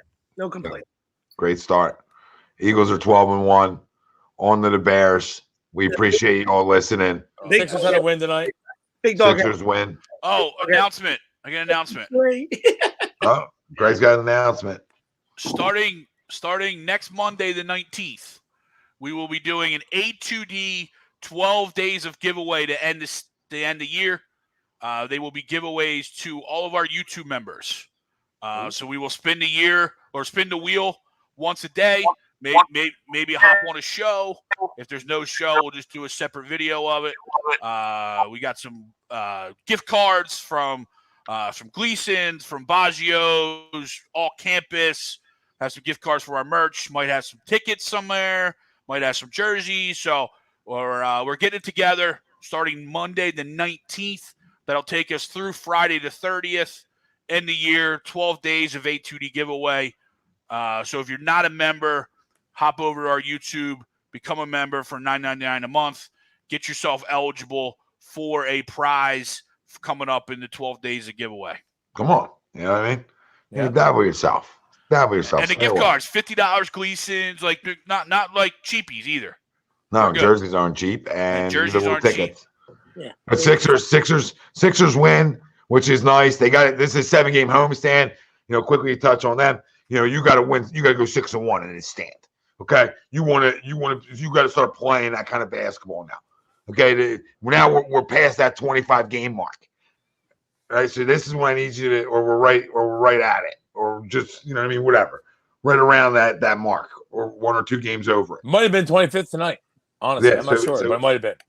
So either way, this is when you need to start playing. You need to start playing consistent, good basketball. And it's coming up to what we say year in and year out, right? Christmas time. Not trying to, you don't subscribers or paid subs, Ted. Paid subs, Ted. It's easier to navigate, It's easier when to you're know spinning who's the wheel. Involved. Yeah, when you're spinning the wheel and to know who's involved for sure. But it's $9.99 a month, and we give out picks to everybody now. But we're going to start doing the wheel weekly for all our members too. So every week you're in line to win something, even after Christmas. But all you got to do is go to the description in our YouTube and become a member for $9.99 a month. It's a no-brainer for everybody. All right, you're winning stuff back every month, or you win stuff back every couple months. It's worth it.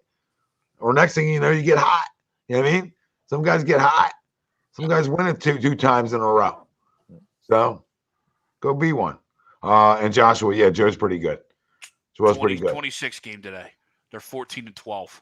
Yeah. So I mean, time to start moving, as Tommy said. But it's that Christmas time, right? Everyone, can't judge the season until Christmas.